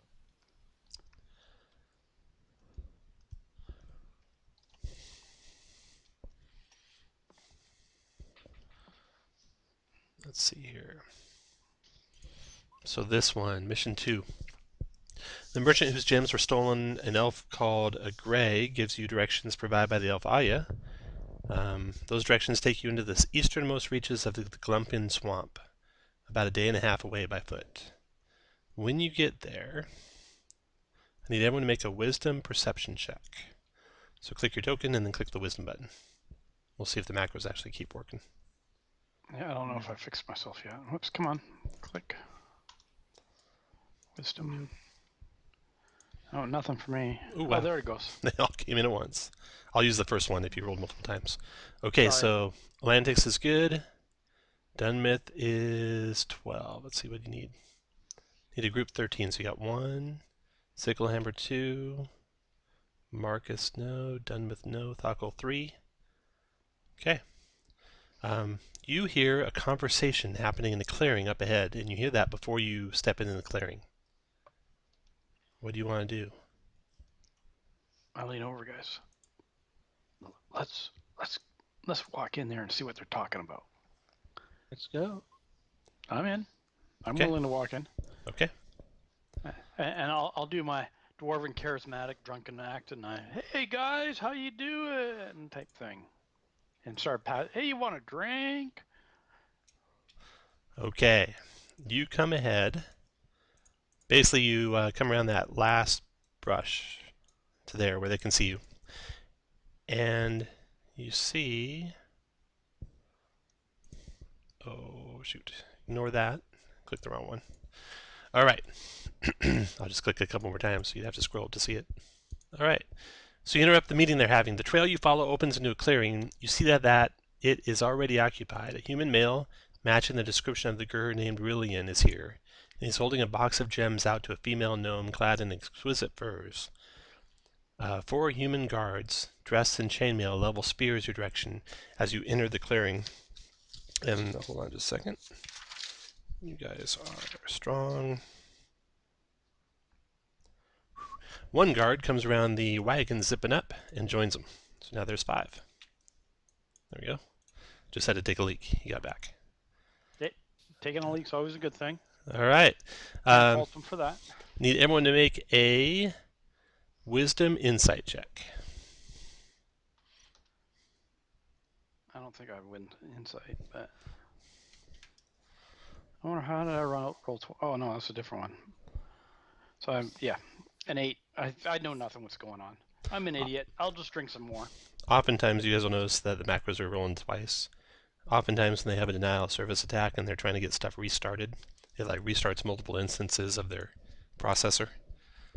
They'll get it fixed eventually, but in the meantime, we'll always use whatever the first one that shows up in the chat log is.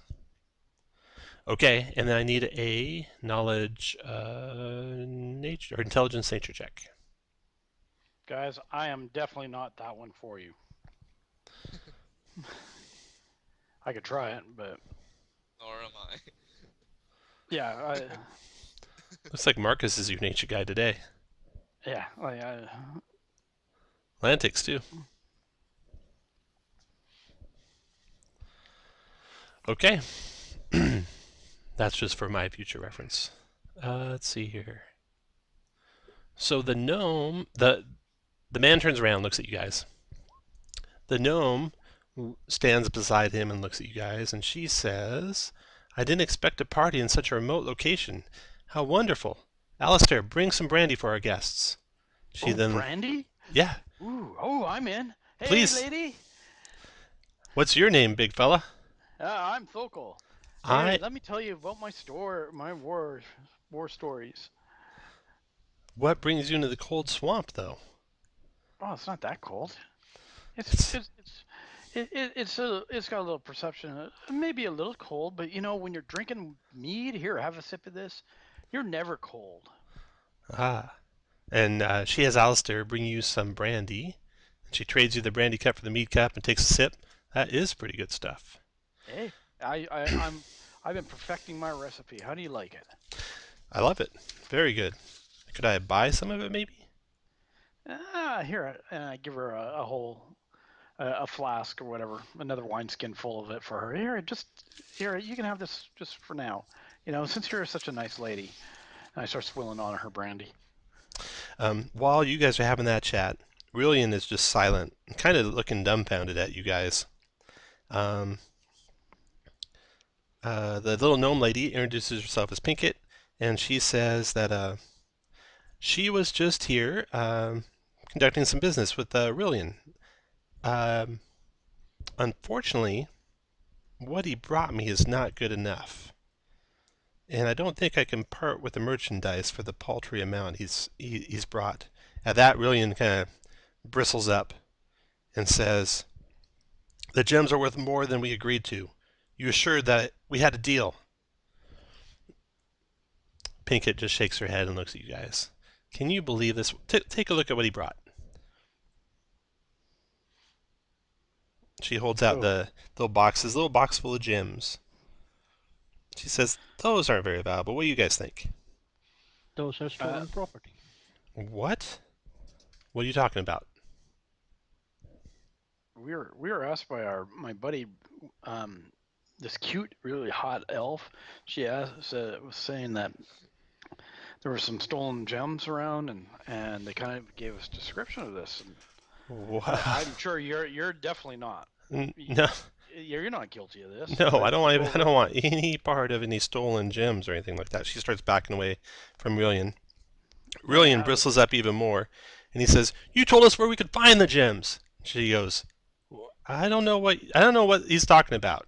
Maybe he should go with you guys. And she just backs up next to her guards.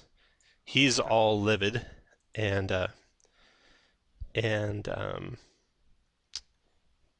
Thockle and Sicklehammer, both of you guys, can see that she's not being completely truthful. Yeah, that's what I was kind of wondering. Yeah. And I look at her, but little lady, Pickhead, we've made such a friendship. So what happened here? What's going on? I don't know what's going on, but I would have nothing to do with any kind of theft. And I certainly wouldn't trade for stolen merchandise, that's for sure. Now, if you'll excuse me, we should be on our way. Whoa. Wait a minute. I mean, gnome to gnome, I'm going to say you are lying. I am offended that you would say that to me. Oh, yeah?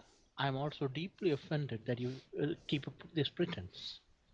Well, I think we're done here. No, Guards, you're not done. Let's go. And she tries to walk away. Sicklehammer, this is roleplay. He will whip out his whip on her foot and try to tickle her. All right. She screams, "Ah! Get him! Stop him!" The guards step forward, try and separate you from her. Will you let them do that, or you want to fight them? I think we'll take them. What was Guys, that? You want to fight them? Do you really want to do this, guys? Because frankly, it will not be pleasant for you. And I'll do that as an intimidation. They glower at you. All right, guys, you said it. I grab my axe. I take a swig of the booze and I start moving up towards them with axe drawn. I imagine this whole time you've been up here talking closer. Yeah. So you can move anywhere. All of you can move anywhere in that little clearing you want to be. You just can't be circling around them or anything like that. Anything obvious that would have initiated combat sooner. So you guys really want to do this? I'm sure you would like to go home to your wives in the morning. I've been doing this way too long, and you see all these battle scars I have? You should see what the other guys look like. They level their weapons at you. And Pinkett is moving away from you. Pinkett, come behind me here. Go stand by that cart there where you're, I'll take care of you. These guys are idiots. Everyone go and roll initiative. The boy takes a little spot where he can watch. Right behind the biggest, baddest fighter in the party.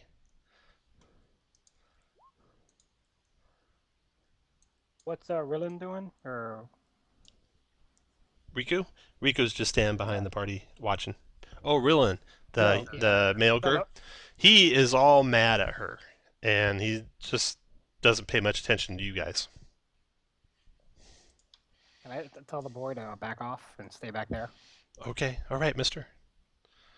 Let's see. Make sure you're in the initiative. Looks like everyone is. Marcus, you go first. So, Charlie Pinkett is backing up, and her guards are stepping forward to stop you from stopping her. Marcus, what do you want to do?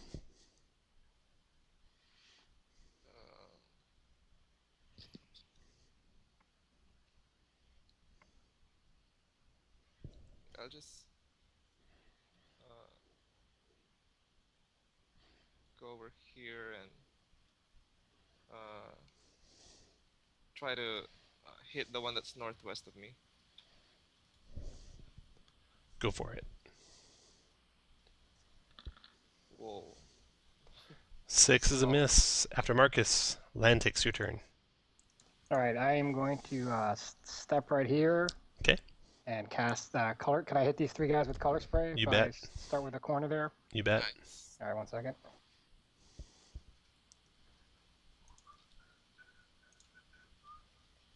Oh wait, the macros are working now.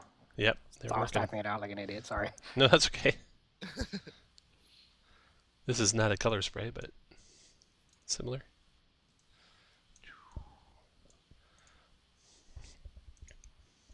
Okay, 35 hit points of creatures in ascending current hit points. All 3 of those guards are blinded by the colors.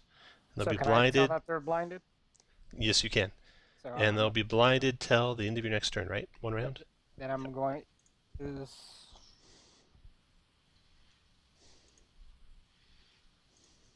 Blinded until the spell ends, which is 1 round, correct?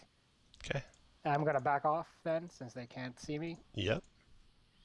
And move where you want. And then Thockle, your turn. Bonus action rage. Okay. Let me see if I can put the little strong man on there for you. Whoops. And I target the one directly in front of me.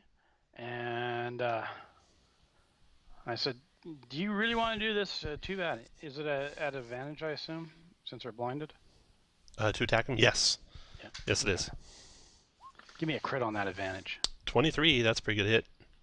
And that did 12 points of damage plus rage, 14 points of damage. Yep. These guards, you notice, as you're swinging your axe toward them, were not leveling their spears in a manner or raising them to fight in a manner that was deadly, but more to defend and knock you back. Do you want to take this guard out and kill him or knock him unconscious? Well, I'm willing to knock him unconscious. And this is the one northwest of you or straight north of you? Straight north. Straight north. Okay, so that guy goes unconscious. I'll just put this red X. He's on the ground unconscious. After Thockle, that guy goes and does nothing. And then the guard by Pinkett, he steps forward and attacks Marcus with a spear. 8's a miss. And then the next guard is attacking Marcus with his spear. 15's a miss, I think, for Marcus. Yeah, 18 arm class. Yep. Shirley's going to disengage. Shirley Pinkett. So she goes 1, 2, 3, 4, and try and hide behind her cart here, basically. And then, I didn't write, roll his initiative. Let me add him to the initiative. Renion's going to go. He disengages back to here and grabs the boy and says, back up, little boy. They just stand basically this far back and watch you guys. Okay, then the guard to the northwest of Thockle swings wildly with his spear. 7's a miss because he's blind. Alston, your turn.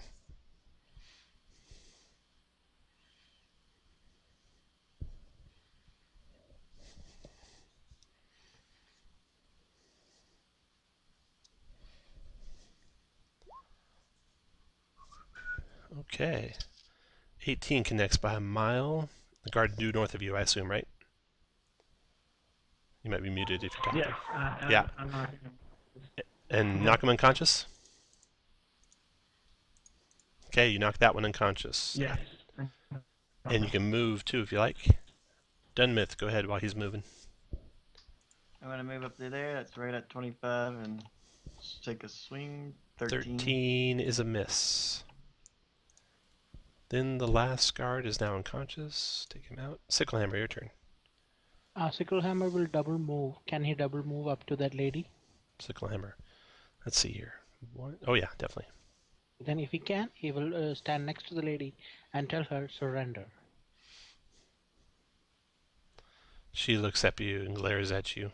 Looks at her guards. Lets them fight a little bit longer. Marcus, go ahead. So I'm going to hit the one that's north of me. Okay.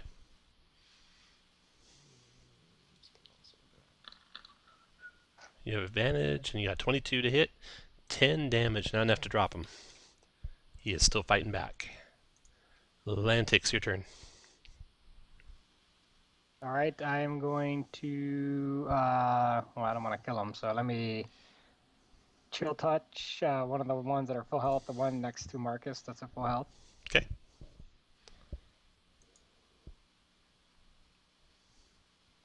.16 hits for 2 necrotic.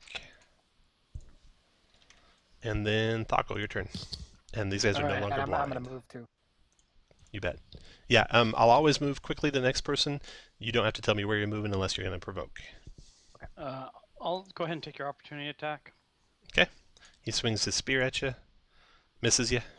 Oh, no. Alright, 19. 19 hit. 7 piercing damage. Okay. So that would be half, so that'd be 3. Correct. Let's come on. -3. -3. Okay, so, and then I attack the one to my left, non-lethal damage. 23 for 7. Still standing, though. Okay. 7 Now- or 9. Would be Oh, 9. wouldn't You're it? right. You're raging. I forgot. Uh, That drops him. So he's down. Yeah. He goes next. He's out of the initiative. Then the one to the south was attacking Dunmith. No, he was attacking Marcus, I thought. Anyway, he attacks Thockle with his spear. Crits you, Thockle, but only does 6 damage with the crit. So you only take 3. I look at him, I glare at him, and say, "What are you trying to do here, boy? You know you're gonna this is gonna hurt for you, right?" Shirley Just for you- Shirley says, okay, stop. We don't need to fight. And the guards look like they won't fight anymore if you guys don't attack them anymore.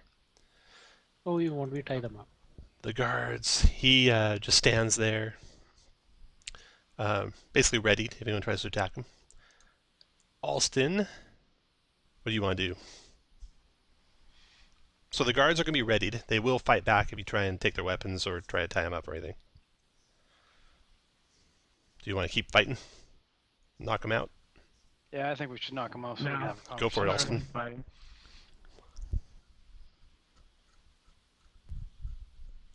Your turn, Dan. No, I'm not gonna eat. Oh, you're not? Okay. Dunmith, your turn. No, I'm not gonna fight him. I'm going to stand down. Sicklehammer. Is everyone standing down? They're not going down, right? Sickle Hammer is gonna whip the guy Okay. who has least hit points. Go for it. 20 connects and knocks him unconscious. Seeing the pain he suffers, the last guy throws his weapons down. And Shirley says, I'm innocent. You have nothing on me. I didn't do anything wrong. What did you tell the kid so that he stole the gems? Tell me everything straight. Up, ahead, intimidation.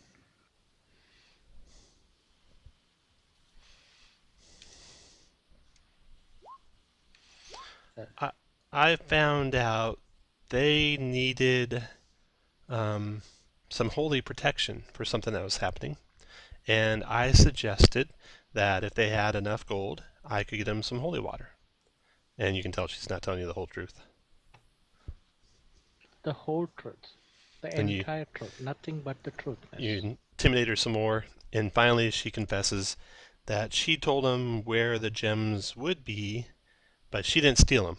He's the one who stole them, and she points towards that girl that's standing over there. And he just glowers back at her.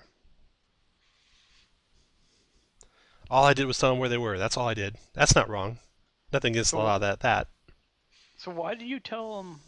Why did you want him to, or why did you tell him to take where they were? What was the reasoning for that? So he'd pay me a lot of gold. Give me those gems. I knew he'd steal them. They're lying thieves, all of them. Can I put my manacles on the guy over here where I'm at? Lantrix? Lantrix? Will he let me? He won't, but you have enough force in the party that they can make him do it. Now, while you're doing that, and maybe you call over someone else to help you, right? Yeah, I'm gonna assume if I can't do it. Who wants to go help him? I'll go help him. Then Thistle go help him. Okay. Yeah, You're walking over. No. When Marcus and Lantrix both notice something strange happening. They're looking around, and you notice A loud rustling begins within the thick foliage around the clearing. Some of the plants on the edge of the clearing are not native to the area, you notice, and possibly not native to Faerun, and they are moving closer. And with that, let me show you where they're at. Strong party.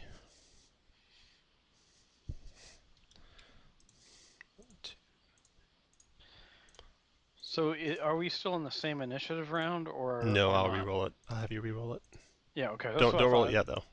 Yeah, I thought my rage would have dropped, so that's what I'm checking on. Yeah, it would have. Yeah. You know, gotta see if I gotta re-roll my rage. Oh, we see shambling mounts. You see look creatures that look like this. Viney, plant-like creatures with vines lashing out and writhing. They're not as big as what you've been told shambling mounds are, though. So maybe they're not. And plant creatures also covered with needle-like thorns across their bodies, striding out of the marsh towards you guys, none of them with anything but evil intent on their eyes. So, everyone roll initiative. I'm all about killing at times when I have to. I'm a...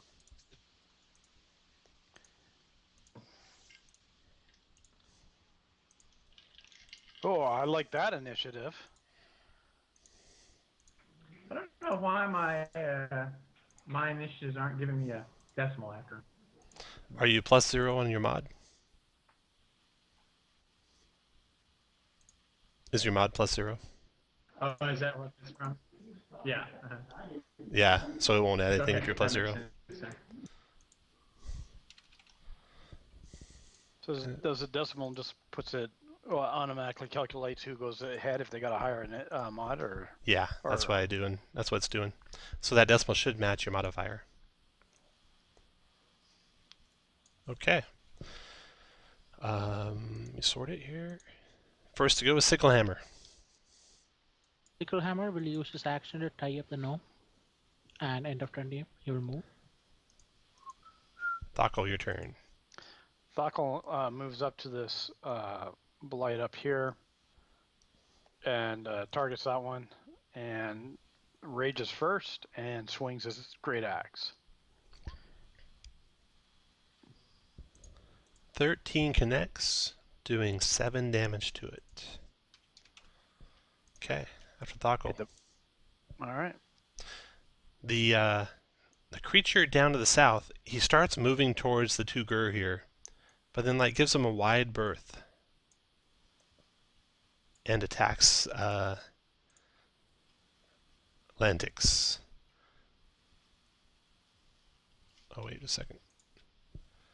I may shield. And the way I have the macro set up, I don't mind at all if you shield after you know what the damage is, since you'll see the damage right away. Okay, I just want to let you know just in case before. Yeah. Depends on what people's Okay. always say. This thing actually doesn't even close all the way. It gets to here, and the needles shoot out of it towards Lantrix. 16 to hit Lantrix. Alright, I will shield that. Okay, it is done. There's one guard conscious.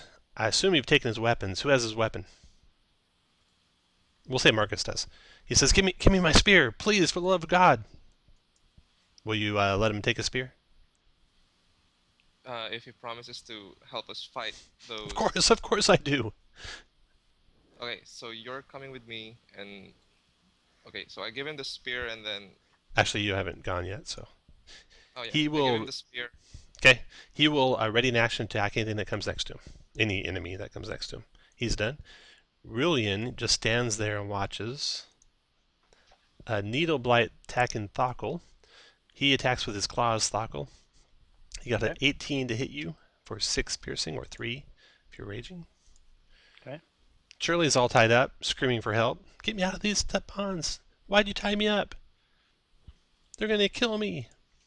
Then this needle guy here goes 1, 2, 3, 4, 5, 6 to there, and shoots needles at Sickle Hammer. Oh, crits you, Sickle Hammer, for 20 points of piercing damage. Hammer is needleborn. He's out. Sicklehammer goes down unconscious. You're not dead, are you, Jack? Is not. No. You see a needle stuck in his eye. Oh. It's all fun and game till someone gets a needle in their eye. Is that what Yeah, Lantrix, your turn. Sicklehammer, did he take one of those potions earlier? Can I go? Sicklehammer feed it to him has- if he did? He has his own if he didn't. So you can use one of the party ones on him, yeah? Yeah. You have your own Sicklehammer, you said? Yep. You can use a 3. party one on him. You want me to feed you it? Yep, I please. mean, I guess I can't really ask you that.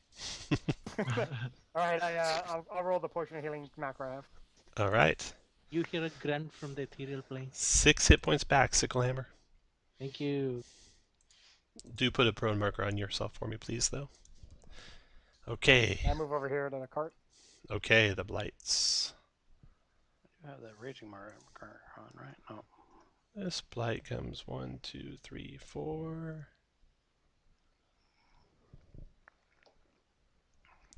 And then vines and so he goes there.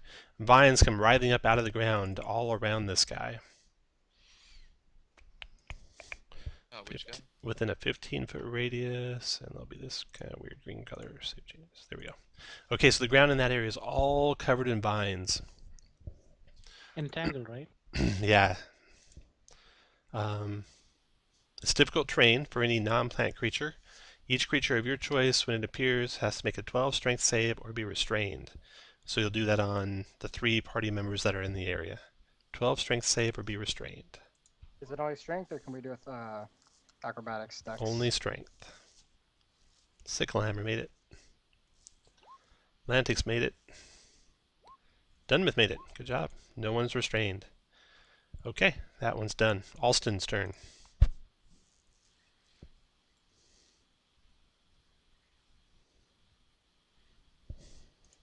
Your turn, Dan.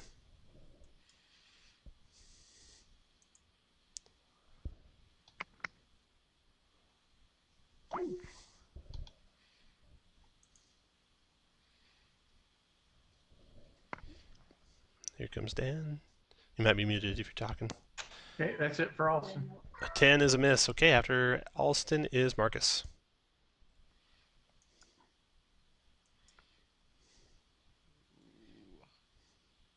Yeah, I'll try to move up here and finish off that one with my longsword.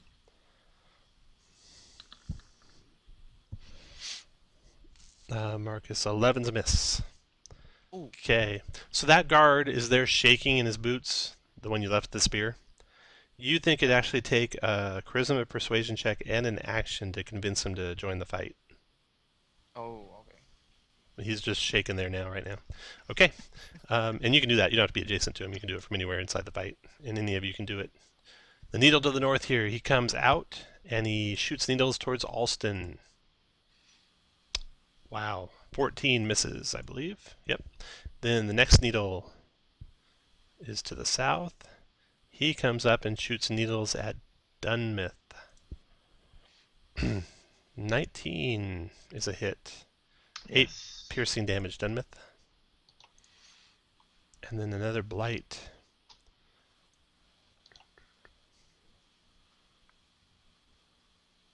This blight comes to here and does the entangling plants trick. He's only going to get that guard though. The guard's got strength save, which he fails, making him restrained. This is a grassroots level movement. Yes. And 15 feet. Okay, so those areas are difficult terrain there. Those guys are done. Dunmouth, your turn. He's gonna cast Cure Light on himself. Okay. You can move as well if you like. So you got 11 back. We'll use And then those. for his move action, he's going to pull out his shield.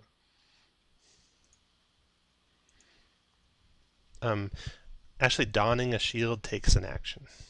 Oh, it takes his actual action. Yeah, it's actual action. If you check the armor For table. his move action, he will move right up into this guy's face. Well, actually, you won't have your shield. Okay. Yeah, right. Okay. I got you. All right, and then the little boy, he just stands there next to Rillian, and they are done. Sicklehammer, your turn. So Sicklehammer will use half of his movement to stand up. Okay. He will come 2 points to the south, Okay. near Raylan, Okay. and he's going to attack the needle on the far east side. Okay, go for it. Divine Smite. Oh, nice. Oh, it didn't come up, DM. I'll roll 2d8. Oh, shoot. Let's see here. Who lost sound? Dan?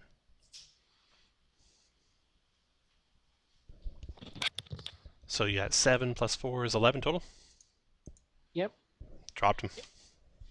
It shouldn't be a 4. It should be, rolled a 1. It should be 6, actually, because it's a plus 5. Oh, because you're dueling? Okay. I'll fix it. Oh, excuse me. Sickle whip. Plus 5. And assuming the macros are working again, we'll see. Oh, they stopped again, didn't they? Dun, dun, dun.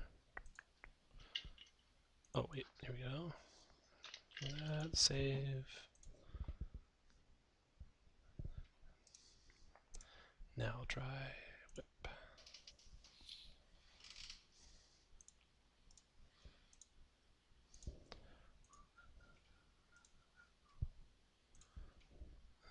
There we go. Oh, there you go.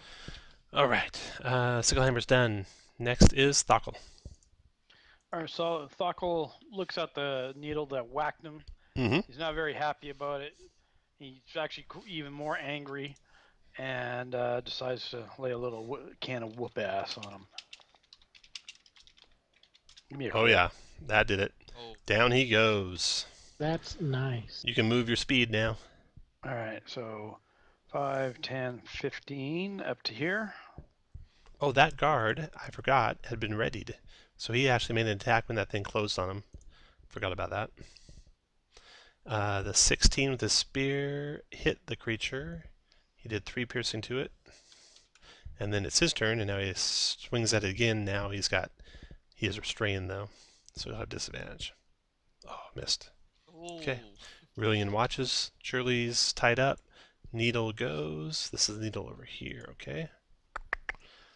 1, 2. He goes there and shoots needles at Sicklehammer. 17, Sicklehammer. Missed I you. wouldn't hit. And take that prone marker off if you could, please, Jack. Lantrix, your turn.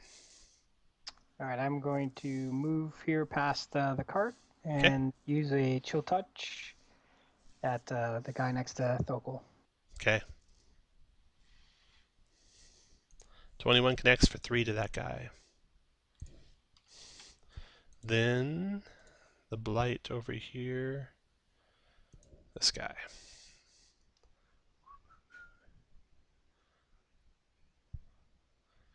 Okay, that entangling that he did stays where it's at, so I need to do something tricky here.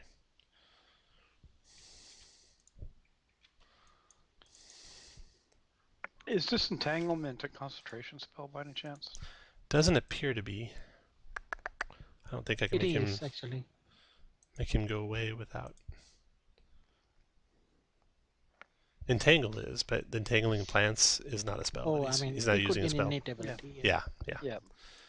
Let's see. I was just asking because, it's always nice watching them drop their concentration, Yeah.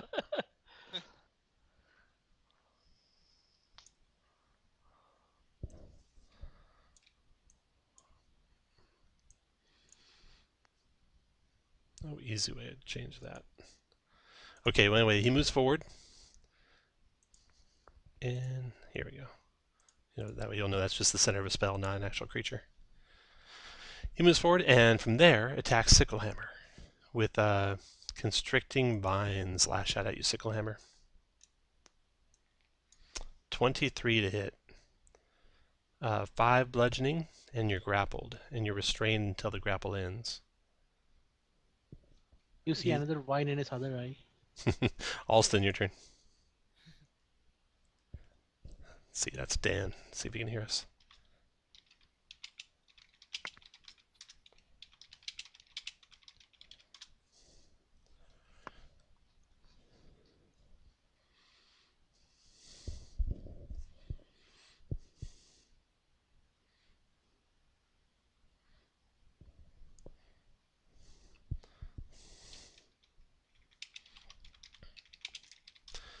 That's a good hit for 6 damage. And then after Alston is Marcus. Will I be able to make it here, despite the vines? Can you move back to where you started? I'll check for you. I didn't see where you started. There? Oh yeah. It's just difficult terrain, so it's 1, 2, 3, 4, 5, 6 to there. Oh, okay. So and attack the vine creature.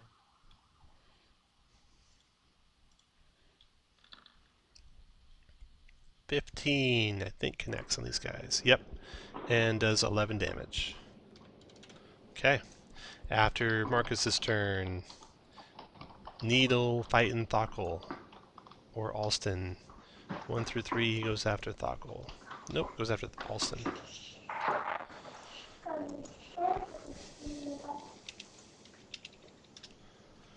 And here's his attack on Alston with his claws. 13's a miss, that's good.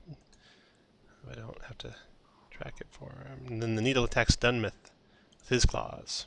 21 to hit your Dwarven Cleric for 8 piercing damage. That's gonna hurt. Yeah, he's done. The Blight fighting Marcus and the guard. He's going to attack the guard who's already restrained. So he'll have advantage with this attack.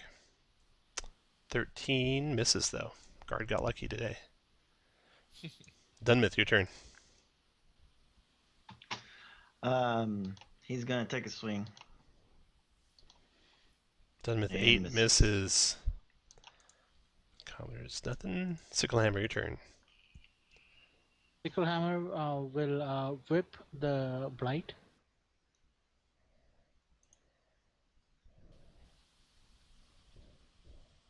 Oh, 7 missed. And he will stay there. After Sickle. That's right, you're restrained. Did you know that? Yeah, so Okay. can I do a strength check at the end of my turn? No, you No, can so take, let's see, you can do it, you can try and escape as an action. Oh, okay. As an action, right? Yeah. Okay, next time. All right. I look at this blight up there, and I'm gonna lay another can of whoop ass on him. Not with a 4. Yikes. Not going good. Okay, the guard. He swings at the viney creature in front of him, missing him. Rillian watches. Churley's tied up. Needle goes. This is the Needle. Shooting darts at Sicklehammer. Oh, hit. 21 to hit for 8 piercing Sicklehammer. Another one in the goes down. Sickle goes down. Lantrix, your turn. I'm gonna use a chill touch on the blight, I guess, the one just south of Marcus. Okay. A 14 just hit for 6 damage to him. And then So I yell out, thank him. Sorry, what was that, Marcus? No, I yell out and thank him. Oh, for thank that him. Yeah. Assist. Lantrix has done the blight that Marcus, no, the blight that Sicklehammer's fighting. Has got Sicklehammer constrained, so he'll keep constricting him with advantage. Oh wait, no, you're unconscious, aren't you, Sicklehammer?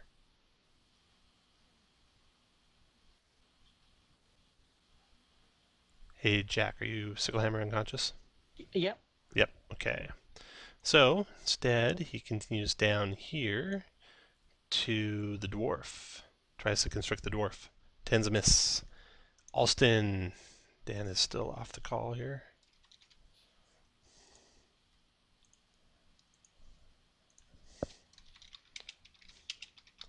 And probably rebooting his computer. So Marcus, go ahead while we're waiting.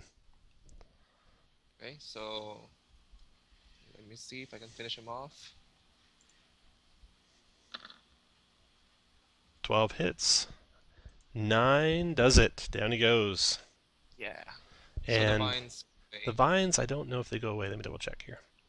Let me undo that if I can. There we go. Vines.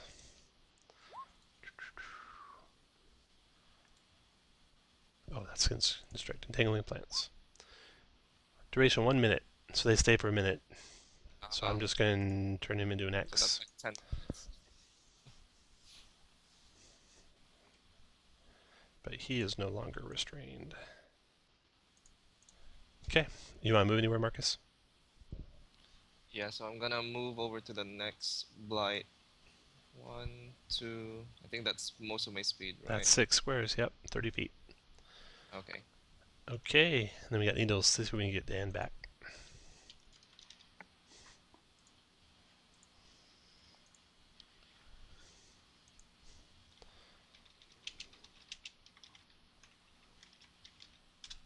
Because he might be able to kill one that's about to attack. I'll skip that one. We'll come back to it when he's here. The one to the far south you won't be able to do anything about. The one fighting your cleric attacks with his claws. Hit for 8 piercing damage to the I'm cleric. down. Cleric goes down. So cleric is down. Uh-oh. Sicklehammer's down.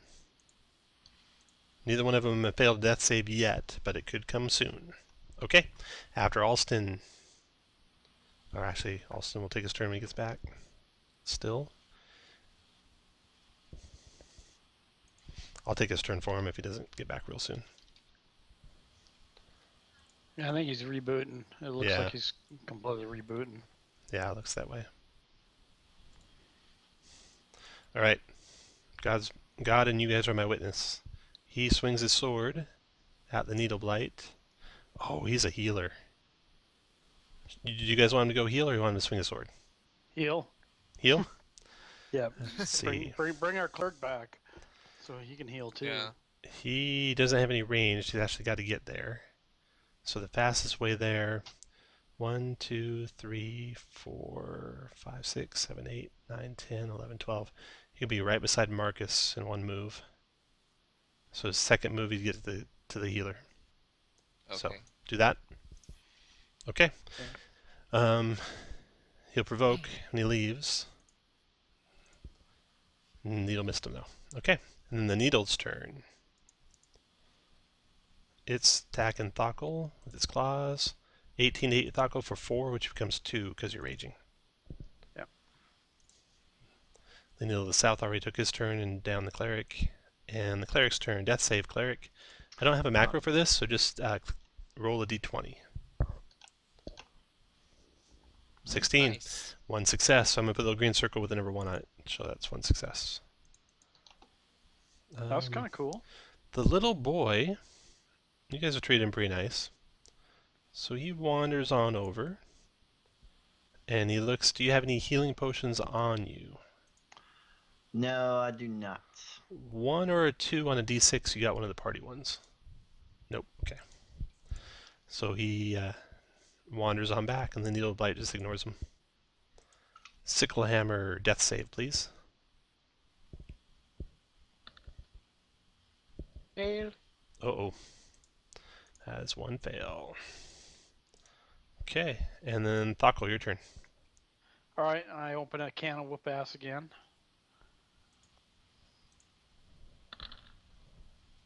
13 connects and kills. You can move your speed now too if you like. All right, thank you. 5, 10, 15, 20, 25. I can't move there. I can move to there. Okay. That guard is back to being shaking in his boots and ready to attack anything that gets close to him. It'll take a charisma check and an action to get him to join the fight. Okay. Brilliant just stands and watches. Actually, 1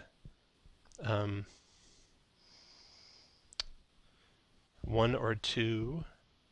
No, it's be 1, 2, or 1 or 2 on a d5 now. Sicklehammer has one of the potions of healing. Nope. Okay. So Aurelian doesn't do anything for him. Shirley doesn't do anything. She's tied up. Needle north here. Okay. He shoots needles at Marcus. 5's a miss. Lantrix, your turn. All right, I'm going to move here so I don't have cover, and then I'm going to chill touch the needle directly in front of me.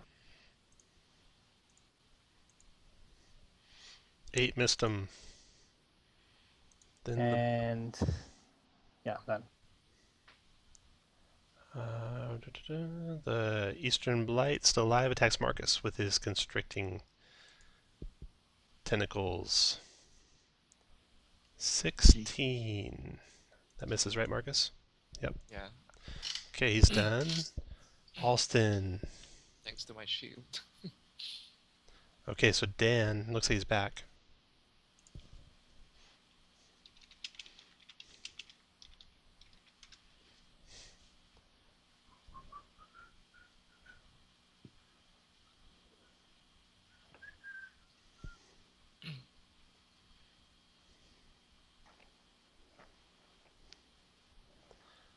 Okay, so this is tough.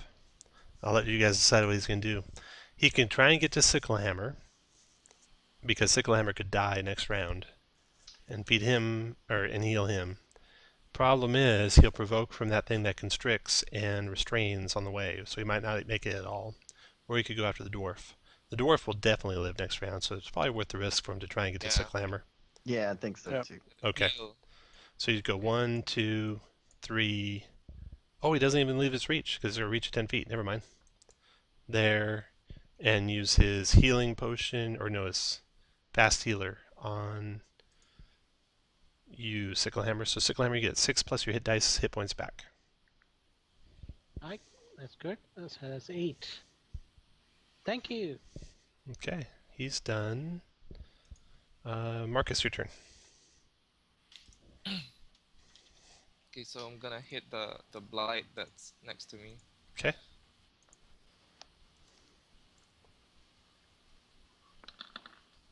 Looks like Dan's back. Oh, crit. Nice. Ooh, Nice job. 17 Nice. points damage to that blight. Not 127, sorry. Plus 127. Minus 17. There we go. Okay. Hey, Dan, you on the call? And Okay, I'm back. Awesome. Okay, while you were gone, you basically rushed over Yeah, to heal a Dan's- couple fallen comrades and used one of your healer's kits on one of them. The one who's red. Jack, you want to take off the marks on you? Except for the prone one. Okay, after Marcus. Needle to the south. Okay, he's going to come around to here and attack Marcus with his claws. 16's a miss, though. Is it my turn? Not yet. Dunmith, your turn. Death save, please. Yeah, let's Another see. d20. 2 successes. Who needs healing? nice. Okay, and then after Dunmith, they're done. Sicklehammer, your turn. Strength check for right. Strength check. No, the one that had you constrained left you. Oh, okay. So you were not Drop restrained. Drop a healing potion into the cleric. Okay. Are you still crawling? Oh no, he stands up. 4 hit points Ah. back, Dunmith. Sicklehammer's done. Thockle, your turn. Okay, so it's a little confusing here, so let me make sure you see the enemies. There's a Needle Blight right there, and there's a Vine Blight right there, and one more Needle Blight right there, and that's all of them. This other one here that has an X on is what? Is that It's the gone. other- I kept the X there just so I keep the area there. Oh, okay. All right, so I think what I'm going to do is move in 5. So that's 10, 20, and as far as I can go since I got 25 feet. And then the one directly in front of the cleric, I'm going to throw a javelin at. And And missed him. somebody didn't lose my rage. That's the important part. The guard is still shaking his boots there. Brilliant's still watching. Shirley's still tied up. Needle, this guy here. Okay, he's got 4 targets, 3 targets actually. He's going to go after the middle target, Sicklehammer. He's going to move to Keep there. on needling me. 13 to hit this time, that's a miss. Lantrix, your turn. I'm going to move and chill touch this guy once I'm out of cover, and then move back. Okay. The needle closest to you. That's correct. All right. I'm not doing anything. The Blight. The last Blight. He attacks Marcus with his constricting tentacles. Oh no, crit Marcus for 15 bludgeoning. Ooh, that's gonna hurt. I think that drops him. So Marcus goes down. Wait, 15.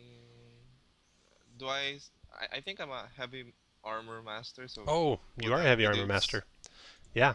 So you have a DR3 versus non-magic bludgeoning, which it is, so that's only 12 damage, so you have a hit point left. That's the good news. The bad news is you're restrained. Constrained. Yeah. So, an action just to get out of it, or? Yeah. So one of the actions you can take is a Grapple Escape action. Use your Strength check, Athletics, or your Dex check, Acrobatics to get out. Yep. And you have to beat a 12 with that. Okay, that Blight's done. Alliston, your turn. So the only one, no one's unconscious, right? Yep. Right. Okay, so you're good. You can do whatever you want. Okay, can I get to Marcus without being restrained? Get to Marcus. Yeah, you can be right there. Yeah, my roll 20 is still stuck on loading. Okay, so. Okay. All right, I'll move up and heal Marcus. All right. D6 plus 5 there, Marcus. Okay.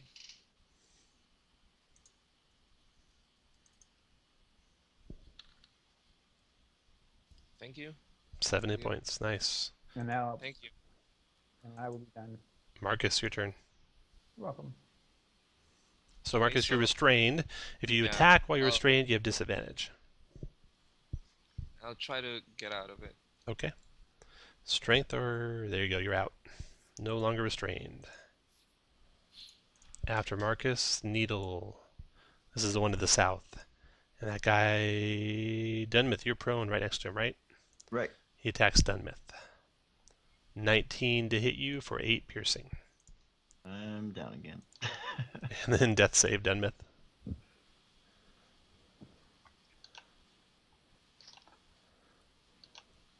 $19. Oh. If you had a paladin in the area, you'd be conscious. Okay, after Dunmith, Sicklehammer. Sicklehammer, okay. He will put lay on hands on Dunmith. Okay. 10 For points. 10. After Sicklehammer, Thockle. All right, Thockle moves down 5, 10. That's 20, 20, or 30, 10, 20. Targets the needle right there. Okay. Right, kitty corner to him. Yep. With his great axe, gonna open up a can of whoop ass again. And not with. Oh, not with 8. Yeah. After Thockle, the guard's still out of it. Brilliant's out. Shirley's turn. Shirley, she's tied up. Needle to the north. Sicklehammer got cover this time. That Needle to the north will attack Alston then, with no cover. 13 misses Alston. After the Needle's turn is Lantrix. Try it again. Go, I haven't rolled above an 8 on Chill Touch. The Blight. The Blight was attacking Marcus, so he tries to constrict Marcus again. Oh, hit Marcus for 9. Oh. That only does 6 to you, Marcus, because of your armor mastery. And you're restrained again, unfortunately. Restrained again. Yep. And then Alston, your turn.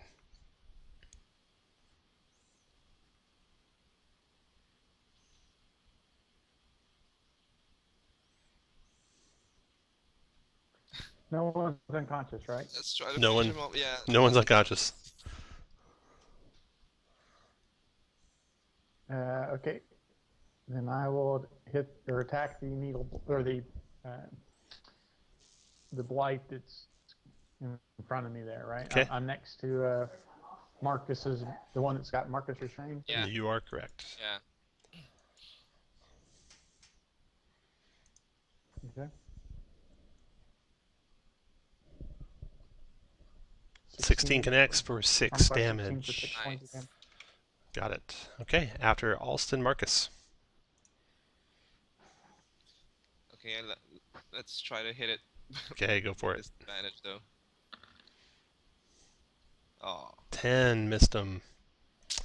Needle to the south attacks the Brome guy again. 13 miss though. Dunmith, your turn. Nice.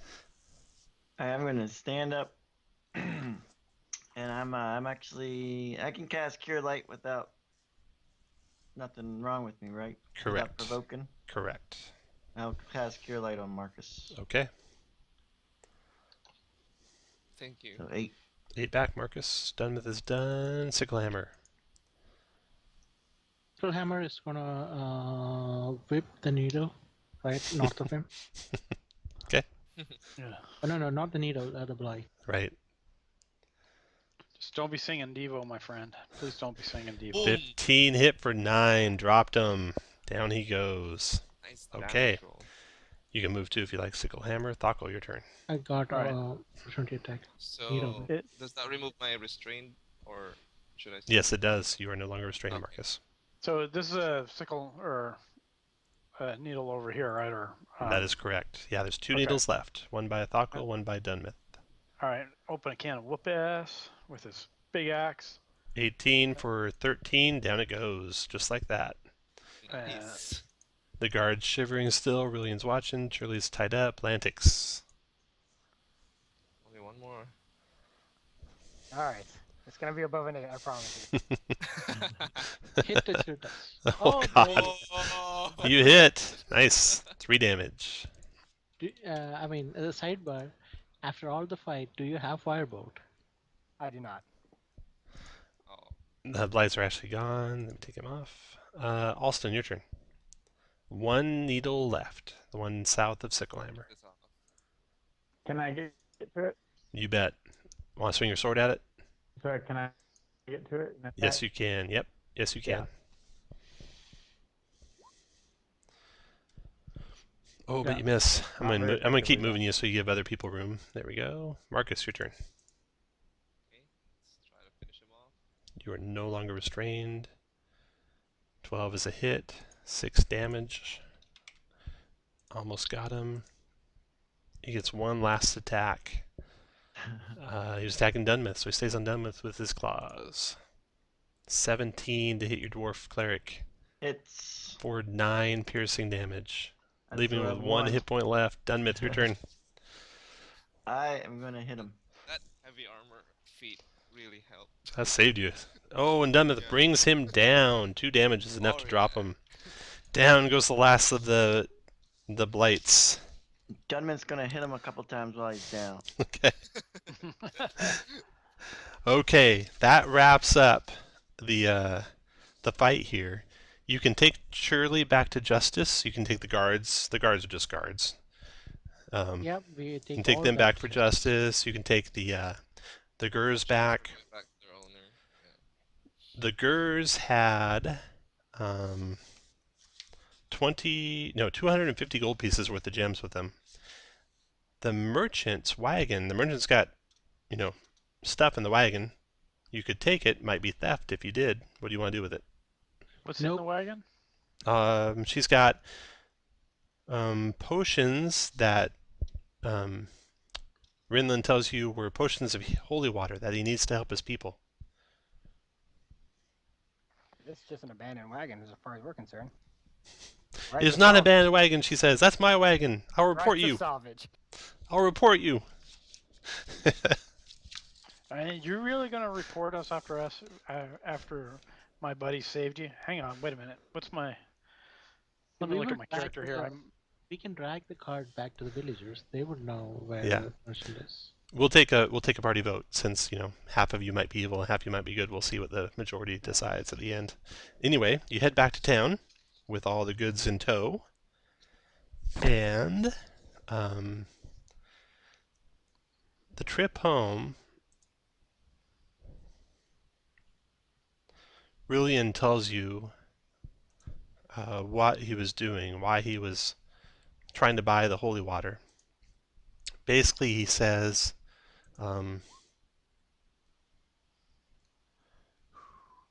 you must understand, a great danger threatens this land, and it is already too late for you and me. My family needed the holy water that the gnome offered, and her price was the box of gems. She told us exactly where the merchant would be and how we could steal the gems. She even arranged this meeting place. I must get back to my Sybil so we can prepare for the crossing over. What do you mean by crossing over? You should talk to Sybil. She can tell you. She has the gift of the sight. Is her last name Trelawney? Let's talk to Sybil. Okay. Yeah. You guys head back to town. Let me zoom you in. So, taking those goods may or may not be evil. Probably is evil to steal from someone even if they are a thief. Two wrongs don't make a right. But if there's a majority of you are Zentarum, that's okay. So I lined you all up. Everyone who wants to take the holy water, move you guys up 1. Everyone who doesn't want to take it, move you down 1. Holy cow. Okay, so no holy water. You leave that with the wagon. Oh, we're bringing the wagon with us, though, aren't we? Right, yeah. You leave it with her after So she... I lean over to my cleric buddy. I says, "Why don't you make him some holy water, instead?" Now you can purchase the holy water Yeah, we and can have it. purchase Yeah, it's the same price as holy water in the player's handbook. So, all right, that is the end of the adventure. You guys return safely to the Crossing Inn. You see Sybil sitting in the corner with some people gathered around her, but your chat with her is for another day. It'll be part of the later missions. Let me give you your XPs and stuff. So, the XPs. You got 25 XPs per guard you defeated. And we say you defeated all 5 of the guards. 5 times 25, so that's 125. You got 50 XPs per Needle Blight that you defeated. And the Needle Blights... had 1 needle... There was 4 Needle Blights, so that's 200. You got 100 XPs per Vine Blight, and there was 3 Vine Blights, so that's 300. Oh yeah, you're already at max. Okay, so you got max XPs again. So for each session, you got 100 XPs. Yay. The first session's treasure. You got 2 potions of healing. I think you used both of them, right? Yes. Yeah, I think we did. Yeah. So But you got 250 gold divided by 6. So you got 42 gold pieces each. So, let's see. 1 was 100 XP, 42 GP, 5 downtime days for the first one. No renown. The second one, 100 XPs. When you bring back the gems, you're given a reward for the gems of equal to their value, actually. So, that's 42 gold pieces each. And 5 downtime. And my number is that for your records. And what else is there? Story awards. So, if any of you are going to be with this character 3rd level after those XPs and want to go into the Mist, you can do that now, since you won't be able to play the other adventures. yeah, my character will go into the mist. Okay. But before we do that, are you running this next week or? I'm running 3 through 5 next week. I'm going to run 1 through 2 again 1 or 2 times, I'm sure. Would it be possible to get in on the or the other half? I'll make it open to everyone who wants to get in, but the first time players getting priority. And I lined it up so it's the same as what most other people are running. So there'll be a lot of people running 1s and 2s and 3s through 5s. Yeah. So I'm hoping that everyone will be able to get in on one, the first time before we get lots of repeat playing. Can I post that to AL Tools or? Yeah, I'll post mine on AL Tools, and there's a bunch of them posted there too right now. Yeah, I've And- got If one out on there. if we played this thing, then we'll be considered played already, right? Only these 2 missions. Okay. I'm going to run, the next time I'm going to run missions 3 through 5. And that's the same way they're breaking it up. A lot of the guys on the AL Tools, a lot of them are running 1 and 2 in one session and 3 through 5 on the second session. So they should, the special thing they started up where you, if you haven't played before, you have priority. I think that should probably be broken down by each mission. Yeah, I think And that's what we're kind of thinking Yeah. for that. your website said that you post Saturdays at the game? Yeah. I'll post the game next week on Saturday. I kind of vary the time so that, you know, various people get a chance to get in, because I know there's some people on the East Coast, some on the West Coast, so I just randomly do it sometime Saturday. I try and change the time. I'll post it on AL Online Tools, so anyone who gets the messages from there should all get it at the same time. And then hopefully if you're not at work, you can sign up. That'd be cool. Or even if you are at work. Let's see, I got the XP's treasured. I think that's everything. Thank you for playing, gentlemen. Yeah, well, Thanks, thank you, Tom. Sorry the Yeah, thank you. macros were all messed up at the start. Oh, this is neat playing it on Roll20. It's different. So Yeah. I thought it was kind of neat. So cool. All right. Good night, everyone. All right. Good night. Night. Take care. Night. Yep. Bye.